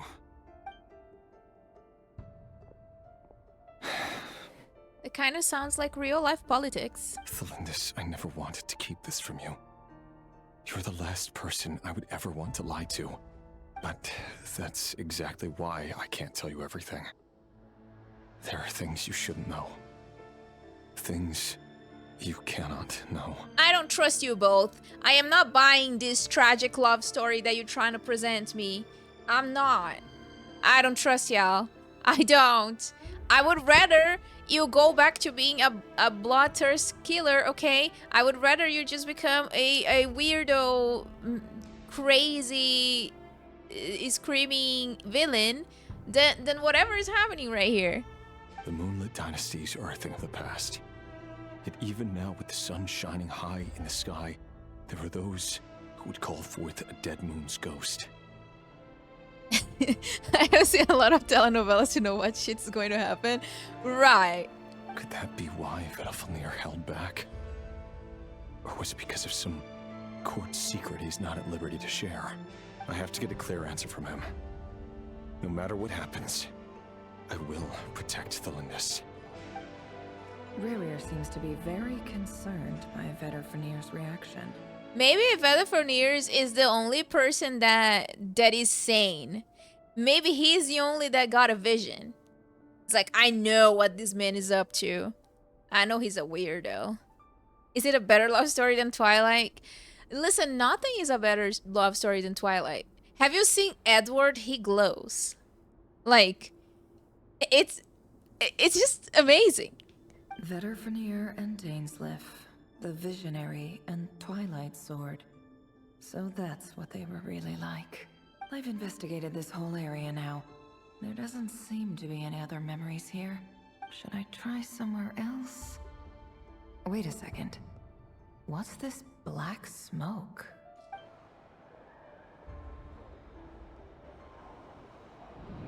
Listen, I have too many trust issues to buy into this cute love story that gone wrong, okay? So, he's late after all. Just you wait, Rarier. You're in for it. Big time. Are you waiting for someone, ma'am? Could I tempt you into buying some flowers? Oh, sure.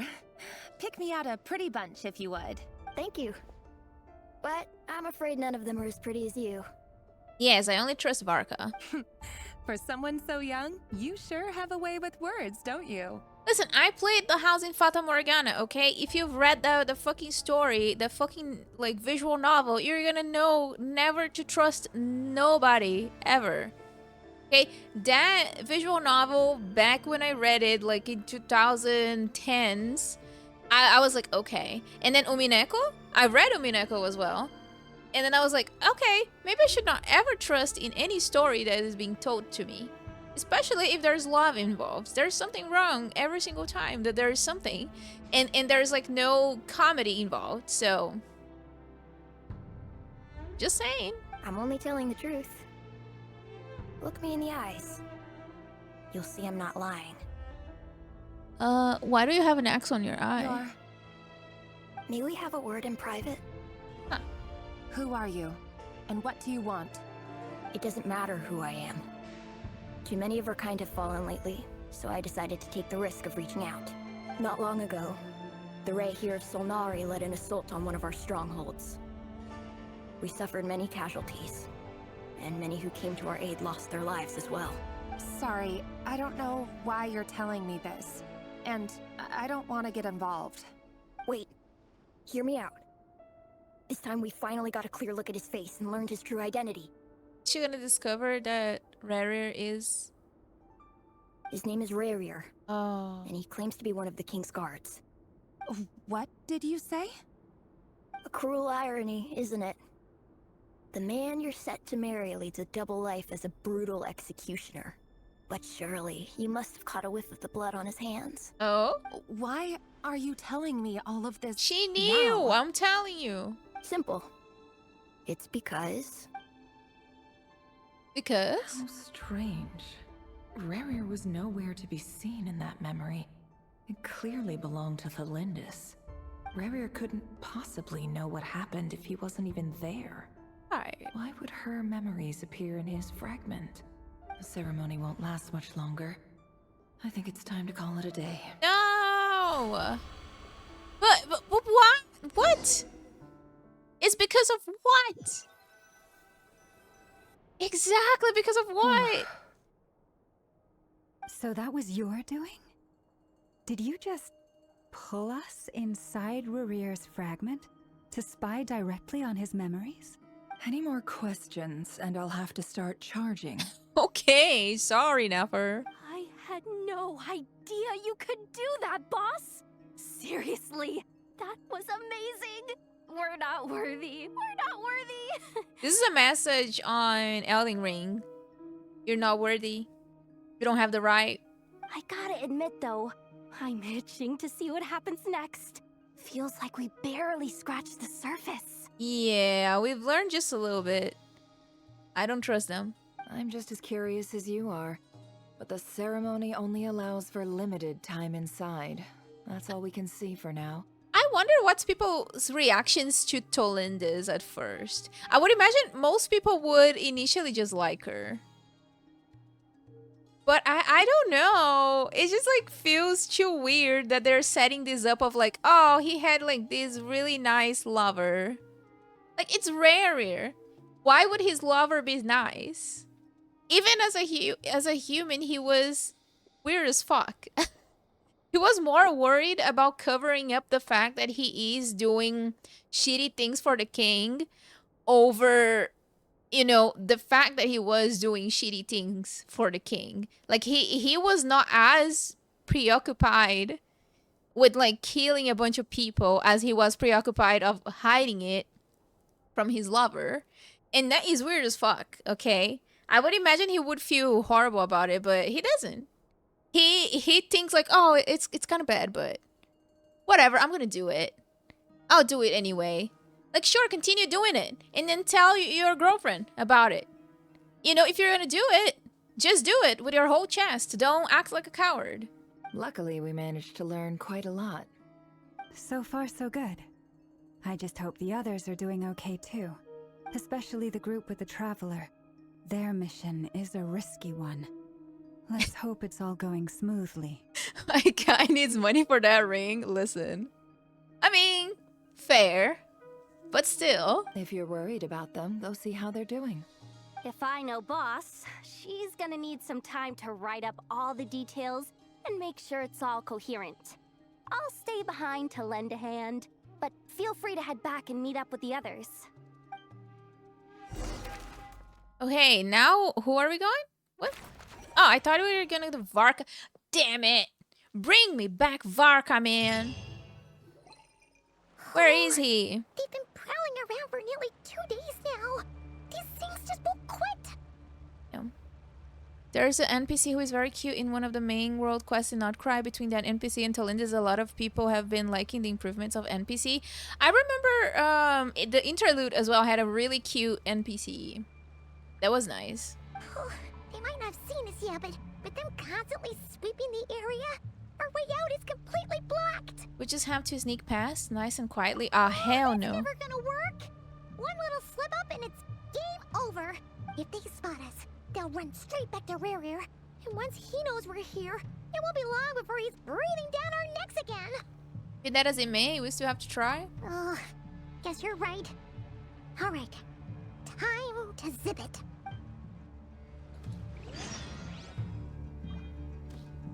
We're doing stealth now? Everlasting as the moon. Isn't it what Llama says? There's no hiding in here, bruh. That was a close call.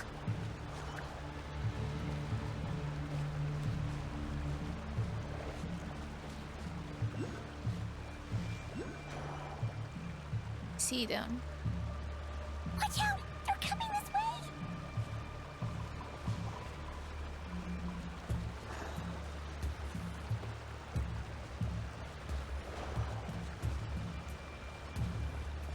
I don't even know.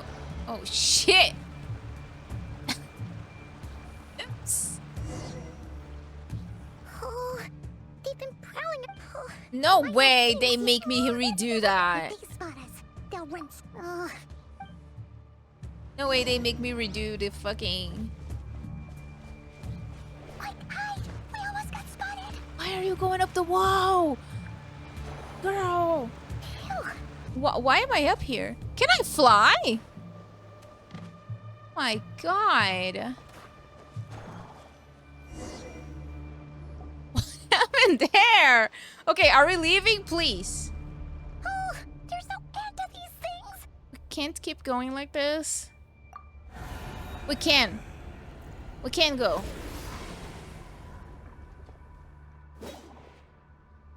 My god. Barca, help us!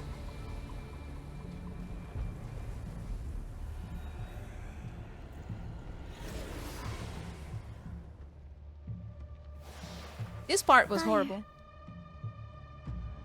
Fire? Wait, what's that smell? Oh no, there's a fire! I mean, it's burning them, so that's good, no?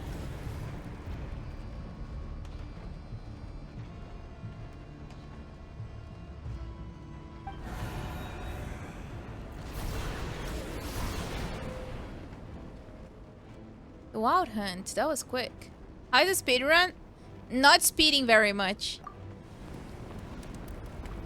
Oh, Arlecchino! With her booba out.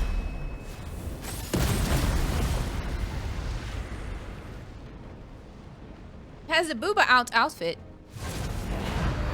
Never mind. Johnny was right. You look weak, Columbina. Hello. The old you would never have let such lowly creatures bar your way. Word has it that you did something for the Tsaritsa, and that's why you've lost most of your power. Oof. Freedom comes at a heavy price, doesn't it? It's Arlecchino! You came! Hello again, Columbina. And greetings, guests of the House of the Heart. So dramatic. There's like a bunch of fire around her. It's been a while, Arlecchino. Alright, that part was horrible. That part was horrible. I don't want to do it again.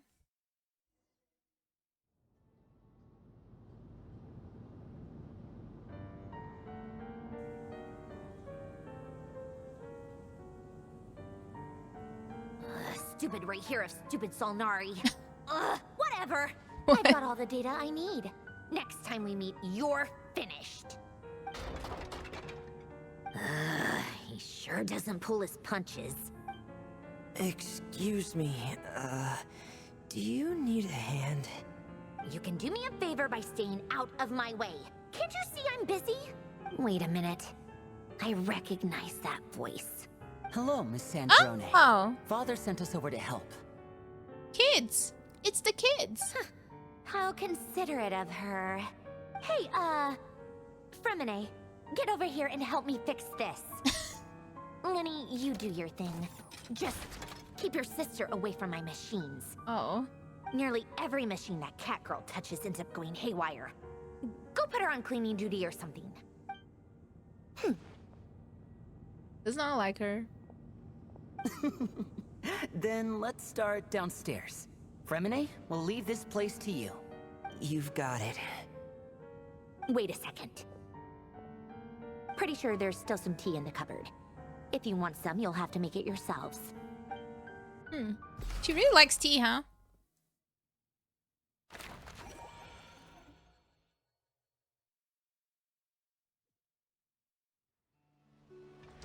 Okay. How do we get over there? From here? I don't know. I think that whatever way is fine. Let's just fly over there. Whoa!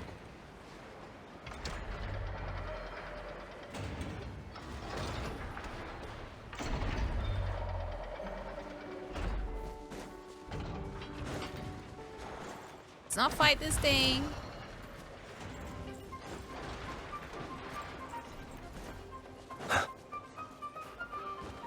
Oh! Sick. Yeah, that part was rough. The part was not great. I don't know why my camera just kept turning around, like, and I was just going up the walls without, like. Oh my god! Look at him To see you all go! made it back in one piece. Damn, he's like, he is double of Jehoda. Holy shit! His legs are so thick. What in the world? Huh? Feels like there's quite a few people missing. Where's Flint's and the others? And what about Niffer? I returned ahead of them. Flint is helping Aino and Anefa to set up the decoys and buy us some time. As for Miss Neffer... She's doing her stuff. Boss is still wrapping things up on her end. She sent us back to fill you all in on the top secret intel we've been gathering. Okay. I see. Then let's get right into it. But first, who do we have here? You brought someone else in to help? It's Arlecchino. Greetings. I was invited here to help as a longtime Tea Party companion of Columbina's. You may call me Arlecchino. Surely it can't be. It is, Llama. Those eyes. Oh, where have I seen them before? Oh, true. Of course. In those memories we just saw. She's like the blonde moon people. Because she is from Canria, right? Or am I mistaken? I think she is from Canria. She and Kaya. The only Arlecchino I know is the fourth of the Fatui Harbingers. So either you share a pretty uncommon name, or you're more than just a Tea Party buddy. You are well informed, Grandmaster. A man from Mondstadt living all the way out here in Nod-Krai, and yet the people and affairs of Snezhnaya seem to hold a special place in your heart. Oh, the feeling's mutual. Sounds like you know all about who I am, too. A Fatui Harbinger. The atmosphere in here just got really tense. Guess we can't just start trusting Fatui Harbingers, even at a time like this. I mean, she's fine. She tried to kill Farina, but what's the big deal, you know? Everybody forgave her. It's the past. It's okay that she tried to kill Farina. I must admit, though, I'm a little curious. Seeing as the moon goddess no longer belongs to the Fatui, what makes you so willing to put your neck on the line here? She has a special place for orphans, you know, like in her heart. And Columbina looks like an orphan. Nor does Nod-Krai belong to Mondstadt, Mr. Varka. Yet still, you're fighting for it all the same. Things don't always have to have a tangible payoff. Sometimes, stopping things from spiraling out of control is a higher priority than chasing the spoils of victory. Of course, I can't say there's nothing in it for me at all. But that's between Columbina and myself. Arlecchino was instrumental in helping us save the whole of Fontaine. I'm confident we can trust her. Forgive me. I don't mean to doubt you. It's just that the Fatui really have been the source of many of our troubles. True. We have our own way of doing things here in Nod-Krai. But ever since they arrived, the Fatui have treated us with nothing but hostility. I know there's been a lot of bad blood between us in the past. I've done my utmost to avoid friction whenever I could. But sometimes fundamental conflicts of interest simply can't be settled amicably. That's why I'm here solely in a personal capacity. This has nothing to do with the Fatui. As a gesture of good faith, I'll be frank. I can help Columbina track down the iridescent moon's marrow, which will help her restore more of her power. Capitano was a literal hero in Natlan, not Alpha 2 or piece of shit, except for Dottore. I don't think there's a single good bone on that man's body. I think like he's beyond salvation. Anyway, what else is on the agenda? Let's begin. She says she'll be frank, then completely skips over the details. Looks like she doesn't want to give away too many secrets after all. A lot of internal monologues, Yahoda. But she clearly wants to change the subject. It'd be awkward if I tried to bring it up again now.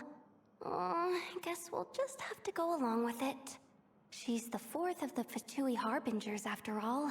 One look and you can tell she's not someone you'd want to mess with. I feel like Capitano was kind of like a wasted potential, I'm not gonna lie. He could have been playable, man. I'm still salty about that. Look at Yahoda. Well, since Miss Arlecchino sounds confident in her ability to handle that, we'll proceed to the next topic. Yahoda, time to share that top secret intel. Alright, listen up everyone. First, we now know that Rerir was originally a Conrian secret agent whose primary mission was to hunt down and assassinate the so-called Dregs of the Crimson Moon. Which I would imagine Arlecchino is part of. The Dregs of the Crimson Moon? Mm-hmm. In the memories, there was a lot of talk about the Crimson Moon and Eclipse, and a whole bunch of other stuff from the time of Conria. I mean, Signora is definitely coming next. Trust. She is with Tsaritsa. Tsaritsa? And then when Tsaritsa appears, she definitely is coming back. Trust. To my knowledge, those were the names of two different Conrian dynasties. Long, long ago, it is said that the people of Conria worshipped the Crimson Moon, drawing a mysterious power from its reflection. Here's to a believer. But one day, a coup saw the Crimson Moon eclipsed, hence the name of the new dynasty that replaced it, and how it became the new emblem of Conria. Still, long after the Crimson Moon dynasty had fallen, the last ruler of the Eclipse dynasty, the Vinster King, still coveted the secrets it left behind. So, he sent the Rehir of Solnari to secretly hunt down the Crimson Moon's few remaining followers. In those days, Rerir showed no signs of madness. In fact, he was as normal as any other person. Oh, and he had a fiancé, or at least a would-be fiancé, called Tholindis. Define normal, Llama. Anything that you saw in there was normal. I'm starting to judge you or what you think is normal, girl. Tolindus. What's the matter? Just after Rerir regained his body, he called out that name. Granddaughter.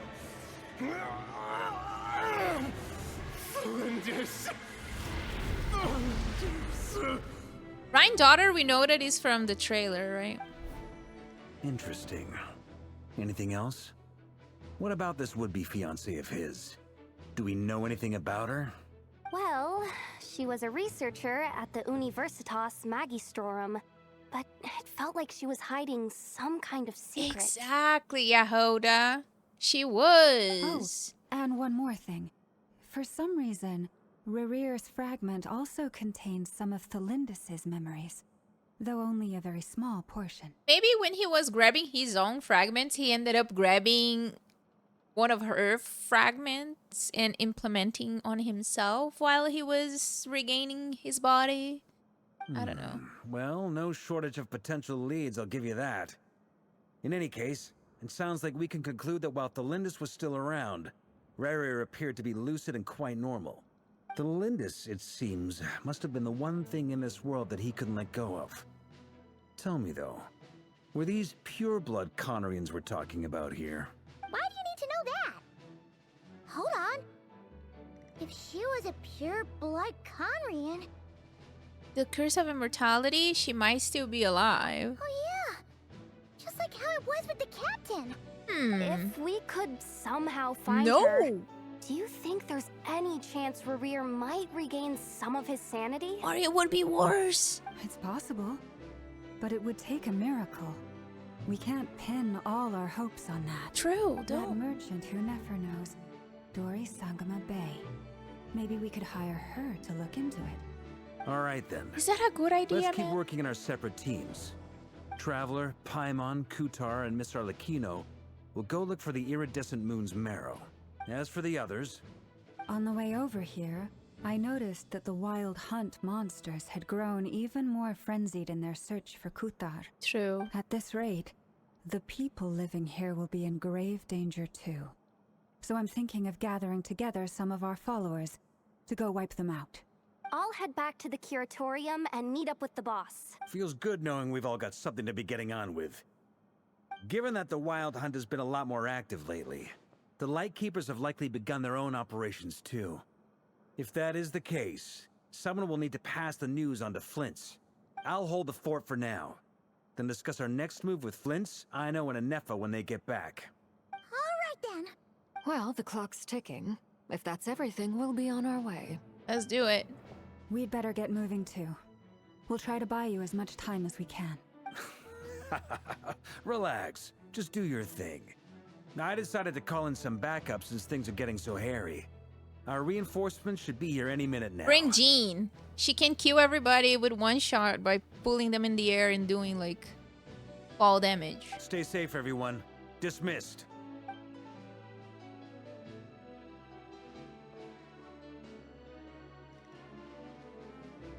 Bring the horses you stole. True. Where are the horses, huh? We're back. Did we get here a little early? Or a little late? A little late.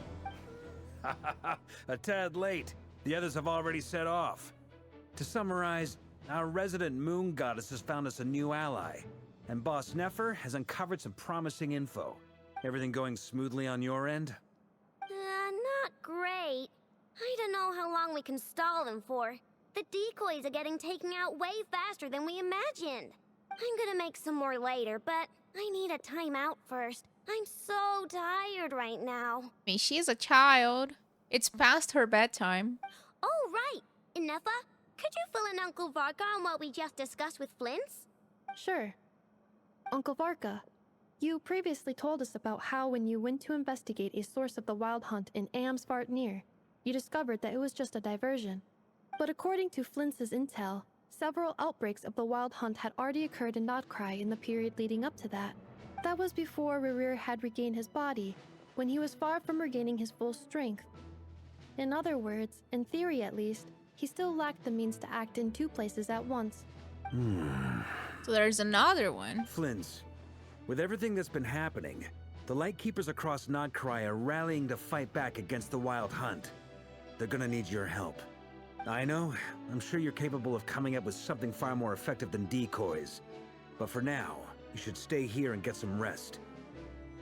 And Effa and I will head back over to Amsvarnir to see if there's anything I missed. Wait, what if Tolindis is also trying to find her own fragments and she is also doing all of this and both of them don't know that each other is doing it and they're just trying to find each other? What if? I told you Uncle Varka would say that, didn't I? A deal's a deal. Not a word about my snack intake for the next week. Damn. Database updated. Reliability of Aino's predictions increased. What does that mean? They were betting on how you'd respond after hearing their intel. It's the obvious choice, isn't it? That's hardly worth betting on. We already decided that Anefa should go investigate the situation over at Amsvarnir on her own. You might as well stay here and keep watch. Someone needs to hang back and oversee our strategy meetings. And besides, you still haven't fully recovered from ambushing Rerir. Oh, did he get beaten up? So I've ended up with the easiest assignment. Well, I appreciate it, everyone. See you when you get back. I didn't see Varka's vision.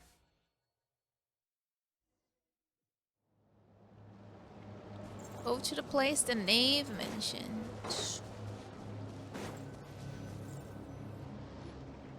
Here, this will serve as a good spot to cross over. Arlecchino, hold up a second. Since you brought us all this way, would you mind telling us what you've got planned? We still haven't got the slightest idea what's going on here. And if even Columbina doesn't know where the iridescent moon's marrow is, how do you? Simple. Because I am an inheritor of the royal bloodline of the Crimson Moon. And one of the last surviving embers of the Two Worlds' flames. Huh? Are you serious? Isn't you're a descendant of that Crimson Moon dynasty we were just talking about? The one from ancient Conria? Girl, get with the program. Everybody knows that except you. Your surprise is understandable. I was also taken aback when I first learned of it. But the more I thought about it, the more I realized the signs had been there all along. When I was young, I discovered I could wield a very special kind of fire. It coursed like blood through my veins and smoldered away inside my nerves. What's more, whenever I experienced strong bursts of emotion or drew too deeply on this power, it was like some kind of presence within the fire would begin to gnaw away at me, consuming me from the inside out. Your hand? Exactly. That is why my hands are like this too. Oh, I thought this was I gloves. saw it only as a curse. But once I became a harbinger, the jester apprised me of the truth. Together with my own investigations over the past few years, there are several things that I have gradually come to understand. For instance, take the so-called Crimson Moon. In truth, it is nothing more than the shattered remnants of the iridescent moon, fused with the abyss to prolong its lifespan.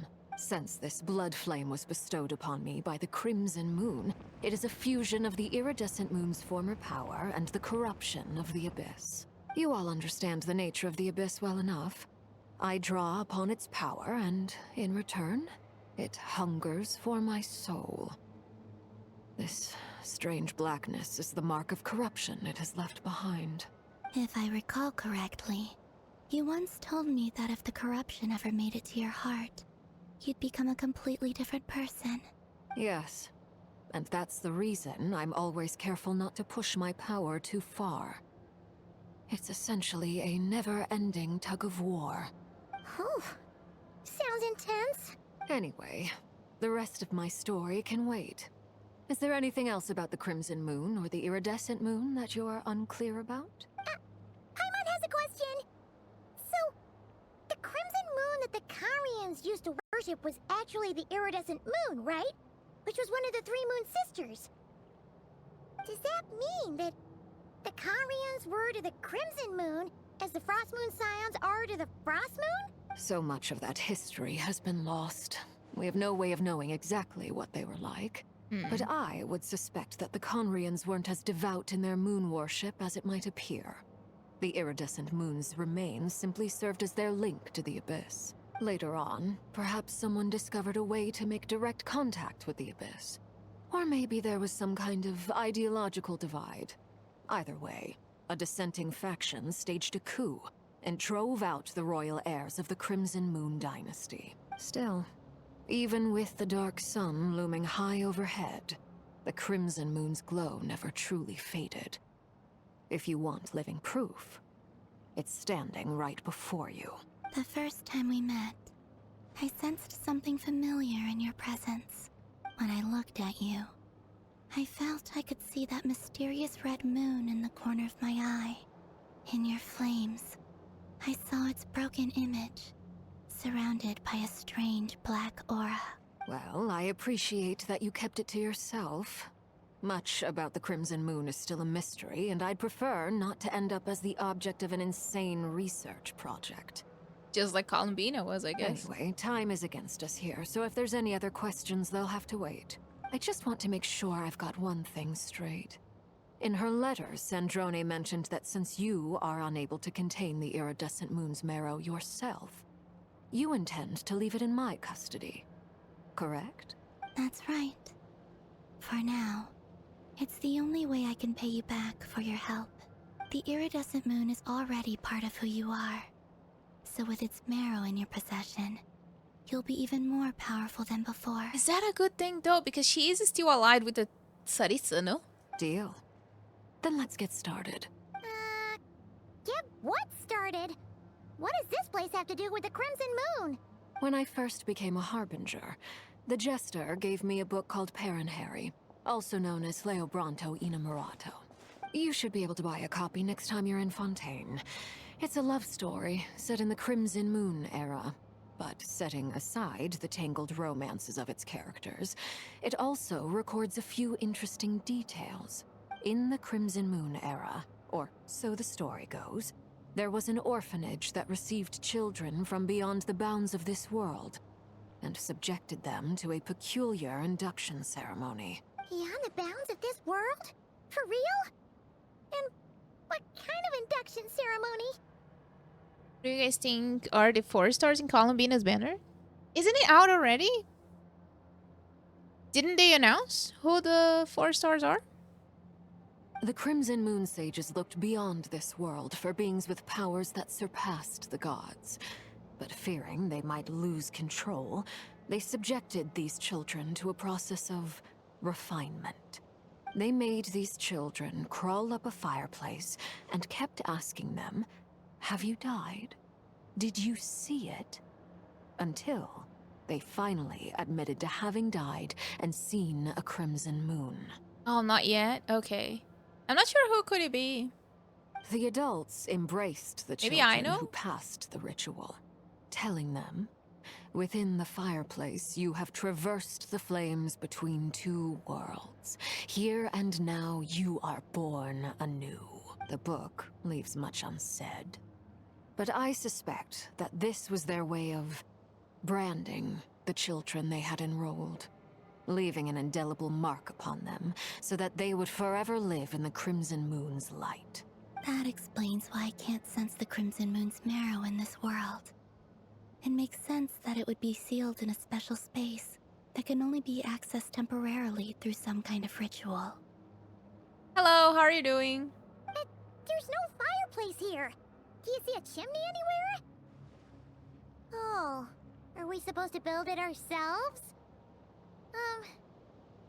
Okay, fine. Paimon will go find some bricks.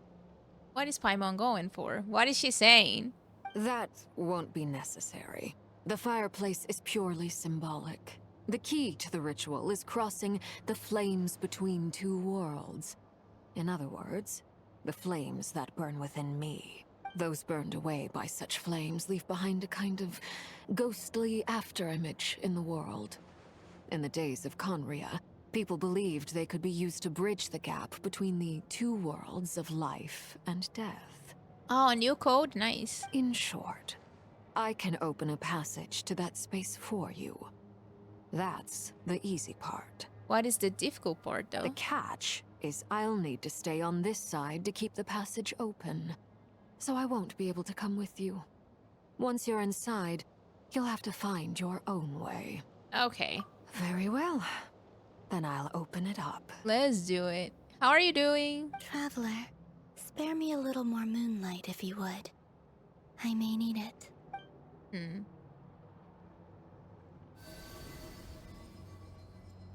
Thank you. I feel like I've recovered some of my strength now. It should be enough to move us across short distances and confront whatever dangers might await.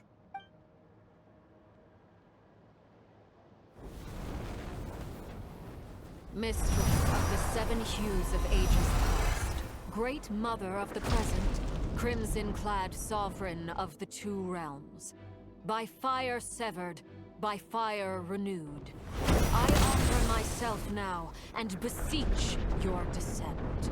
Oh, damn.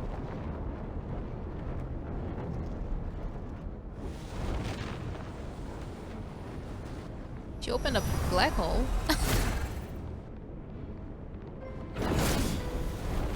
Okay. We did Act 2 and are about to finish Act 3, I think.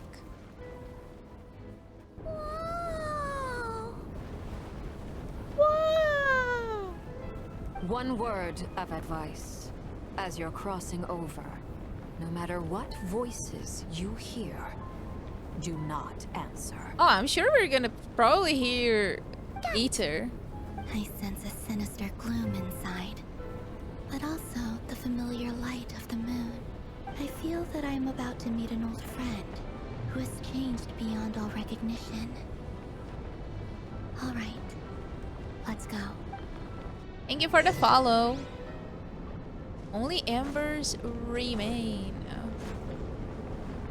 Let's do this. Thank you.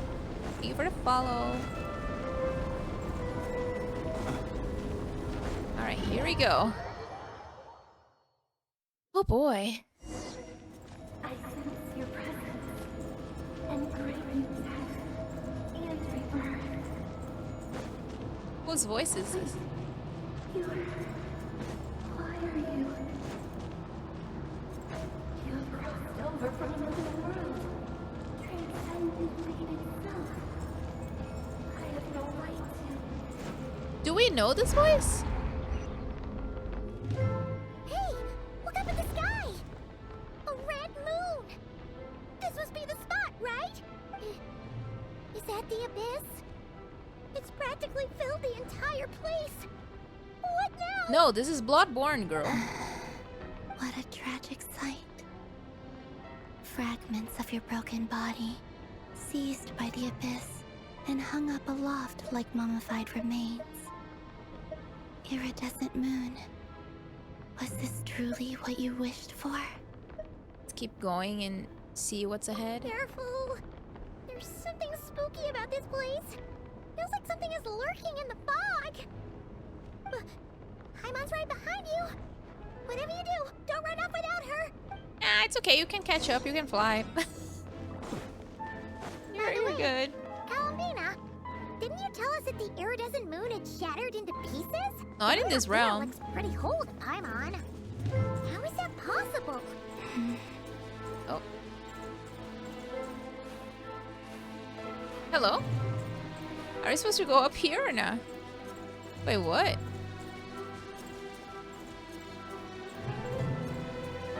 How do we get there? Oh.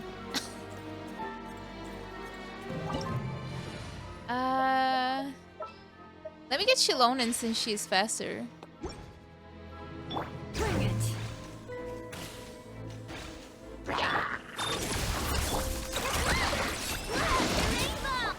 Close your eyes. Be silent. To dust. Poor little hilly churros.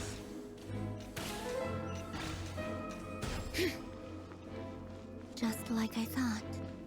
It was only a facade. Oh, it is all like messed up.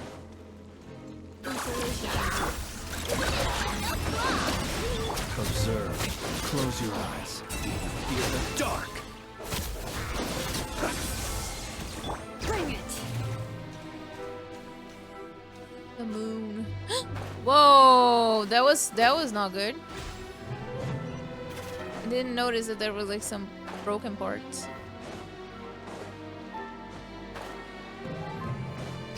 Oh, chest. Defensive mode engaged.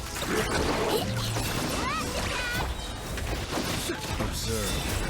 Fear the dark. Nice.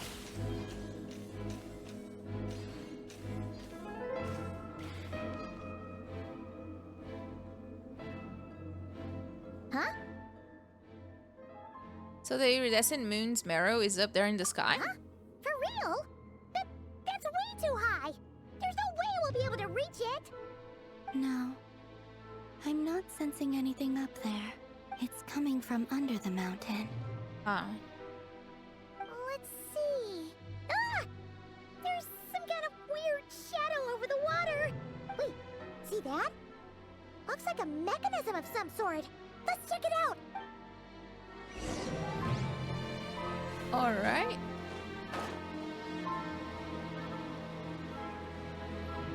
The poor Hilly Churros. Look at them. They are admiring whatever that is. Oh my god, I almost fell. Looks like a device from the time of Kalia. Maybe people once came here to study the Crimson Moon's domain, and they left this behind. Oh, if we can activate it, we might find some clues. It did.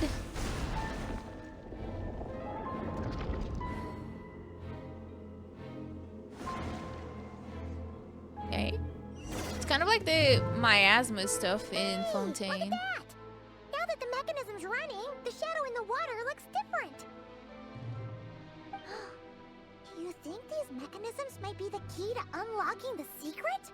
Thalindus, we'll leave the rest of the research in your hands. We'll be heading back now. I hope this isn't ruining date night. Ugh. Mind your own business. Just leave me some snacks on the table. Thalindus? Is that Rere's girlfriend? How come we're hearing her voice here? Didn't Nefer previously mention that she was a researcher at the Universitas Magisterium? Oh yeah. Magistrarian. So, do you think she was studying this strange space all along? Maybe. The Abyss has made this space extremely unstable. Maybe that's why some of the things she said and did were preserved here. Like echoes. Or after images. Whenever I see this view, it takes me back to a poem from my childhood. Waning moon, oh lifeless damsel, weeping on the mountain crest. Mourning still in wistful tone, her fragile soul now laid to rest. For me, of all people, to be here investigating the mysteries of the Crimson Moon space. Is it a coincidence? Or something more?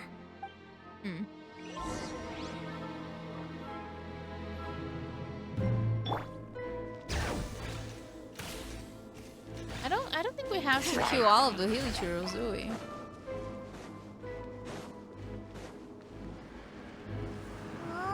Looks like the Abyss has messed up this mechanism. We need to find a way to get it working again. Let's see if there are any other devices nearby. Be silent. Night falls. Oh, you're back to full health, bro.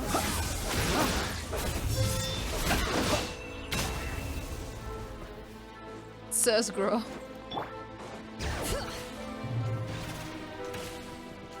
Like, why is she there? Oh.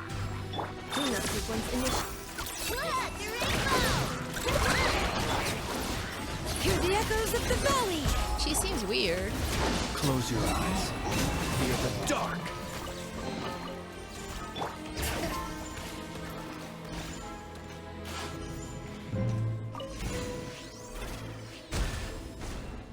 Okay, now we probably can go over there.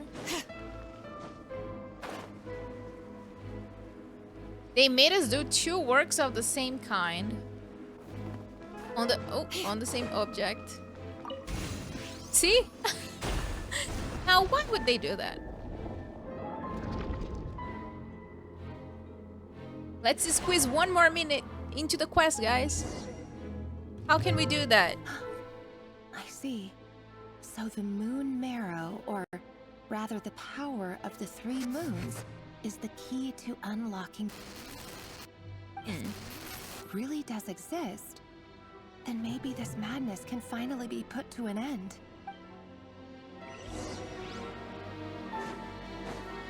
What is she talking? Bring it!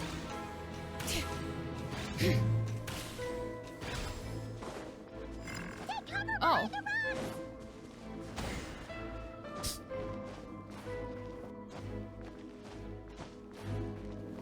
Bro, why can't you go up here? uh.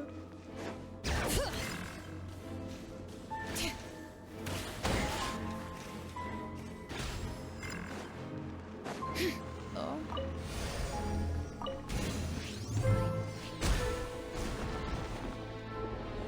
Okay, that's the last.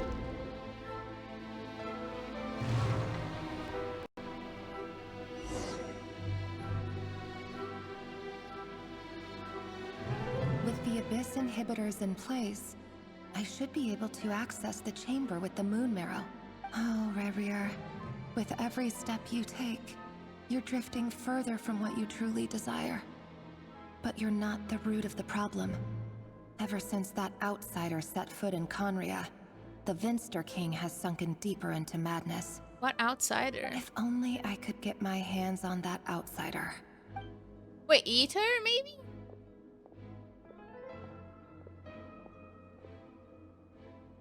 Hey, look! The moon's reflection is back to normal! Elendis' voice mentioned a chamber with the moon marrow. Do you think maybe it's hidden in the moon's reflection? Shall we swim? It must be.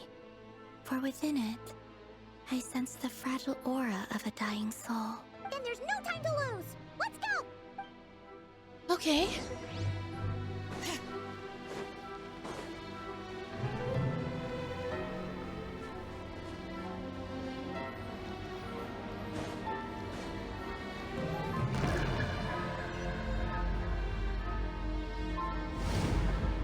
Bring it! These things are so creepy! Looks like we'll have to destroy them if we want to get to the iridescent moon's mirror! Oh, okay. Have to attack it. That must be the iridescent moon's mirror! Oh, we'll need to destroy these things before we can reach it! Oh no. This one is very high. Hi, dog.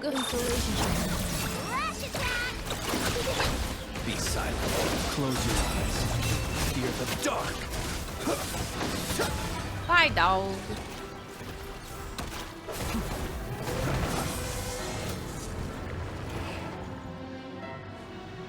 How do we get up there?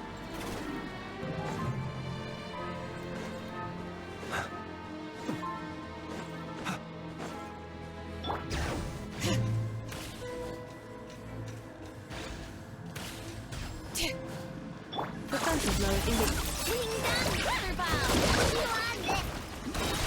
Oops, wrong character. Be silent. Fear the dark. I think everybody died. We're so close!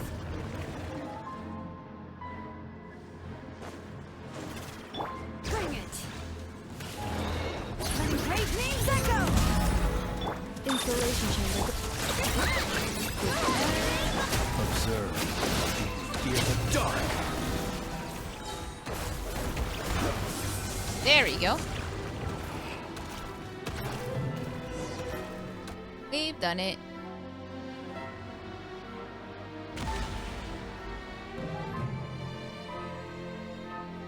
This looks corrupted by the Abyss, so is that a good idea to give it to Arlequin like that? We finally did it! The iridescent moon's marrow. Still burning away like an undying flame, yet now contaminated by the Abyss. It has taken on a new form entirely. If we can purify the abyssal power within, we should be able to obtain its untainted essence. Give it to me. Leave it to us.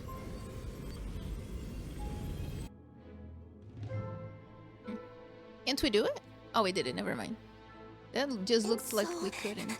Cold.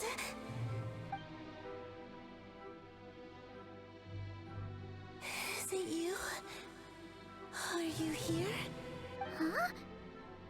Are you talking to us? At long last, I can see you once more. Our fates have crossed, and I am finally free. I'm sorry, I lied to you. Even knowing what was to come, I still couldn't let go of the fear in my heart as death drew near. Do they know The Columbina? moment the moon shattered, my body began to split apart piece by piece. Like I was being cut into pieces by 1,000 blunt blades. Okay. My thoughts scattered as the cold crept in. But I could not bear to fade away like that. Tell me, what was it that brought you to us all that time ago? If only I had possessed your courage, then I might have been spared this torment, more painful than death. You look so puzzled. That's how I felt too when I first saw you. But trust me when I say that everything happens for a reason. Farewell, Hypo.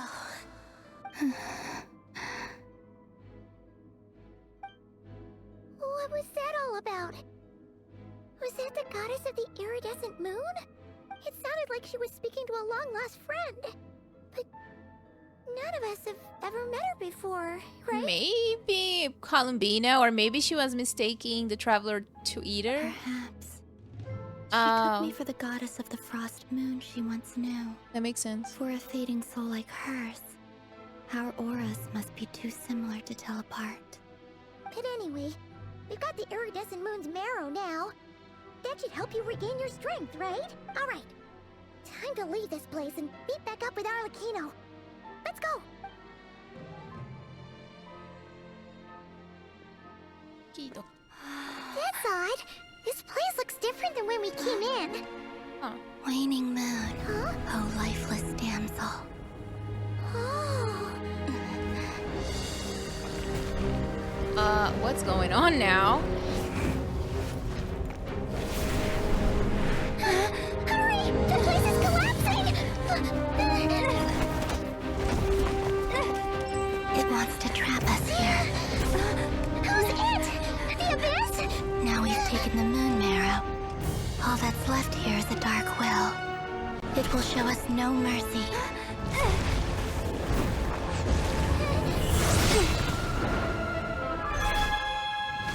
Oh. But then she's gonna be weak again if she keeps using her power. Oh shit.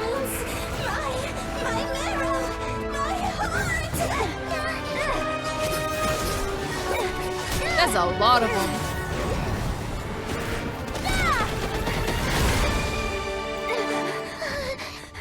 Finally! Huh? Oh no! The exit's blocked! They're back! Now what do we do?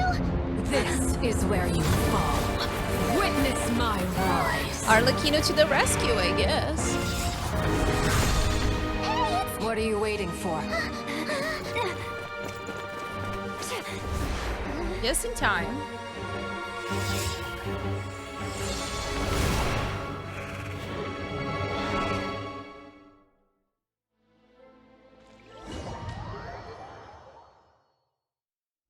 Thanks to Arkansas, I have my Arlecchino build video. Well, it's it's not. We made it! They were hydrated. Was that you, Arlecchino? Did you save us?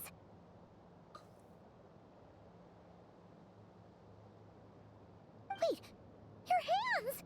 They're... Oh, this? Don't worry. It's a small price to pay. The Abyss wanted to trap you inside, and I defied its will by bringing you out. No wonder it's a little angry. Is there anything I can do in return? If I can purify the abyssal power, then maybe. I think like it's too deep into her soul. No. I have paid the price, albeit a small one, and it cannot be undone. My hands have already fused with the Abyss. Purification would simply destroy whatever's left of them. So Arlecchino's hands are the same as Kirk's hands then? With the Abyss stuff? But surely... Oh, we're so sorry, Arlecchino. Paimon can't believe you'd make a sacrifice like this for us. As much as I'd like to call it a favor, the truth is I was simply holding up my end of the deal. Well, Columbina. Yes, you did your part. It's different? Oh, okay. I will leave the iridescent moon's marrow in your care. From this day forth, may the two worlds' flames burn ever more brightly.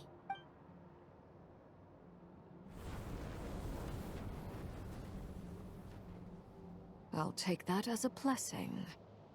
Now, Columbina, give me your hand. Accept this moonlight I offer in return.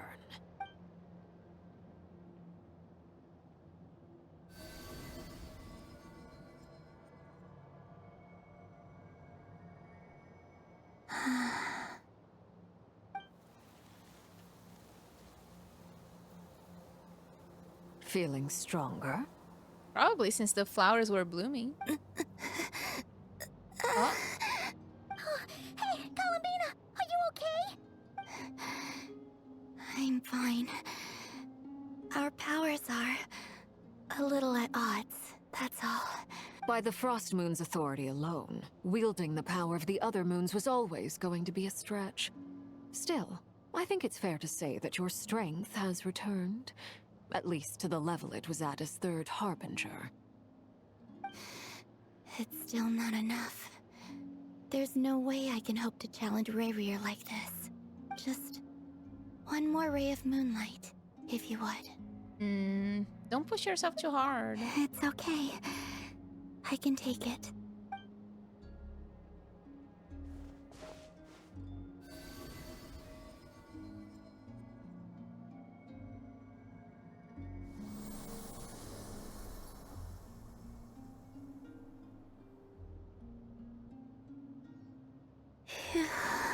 Did it work? How about now? Fighting fit? At the very least, I won't have to stay hidden like before. I want to see him gone from Nod-Krai. The Rayhir of Solnari and his wild hunt must be sent back where they belong. Well, it's good to have something to aim for. You certainly seem more alive now than you did earlier. When I first met you, you didn't strike me as a ray of moonlight.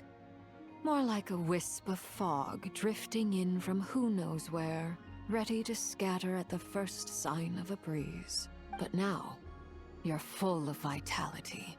Just like the Frost Moon, once the brightest of them all. May you keep shining, Columbina. This is who you are. Thank you. Look after yourself too, Arlecchino. I know you have plans of your own, and that's why you're always seeking to grow stronger. But whatever you're after, don't let the Abyss take a hold of you. I do not wish to see you go down the same path as Rayrir. I appreciate the concern, Columbina. Although perhaps it's time you took a new name. Huh. A new name? Kutar, the Moon Maiden, Columbina. They're nothing more than code names. They describe who she is and the roles she's played, but they're not her real name. What is her real name? We often use code names in the House of the Hearth, too. But it's knowing your real name that keeps you grounded. Up till now, you've been living a wandering life, so you've probably never really cared. All I'll say is this. Once you've defeated Rayrir, give it some thought. All right, that's it from me. I'll get you back safely first, then go meet up with Sandrone. You're the best! Okay, Paimon. Let us know next time you need a hand. I appreciate the gesture. It speaks to your good character. Anyway, get going. There are more urgent things to do right now than trade compliments. Whew. Did we do it? It was a close call, but we got the iridescent moon's Hell meow yeah. and restored Columbina's strength, and that's all that matters. Sorry, Paimon, you're gonna have to talk later.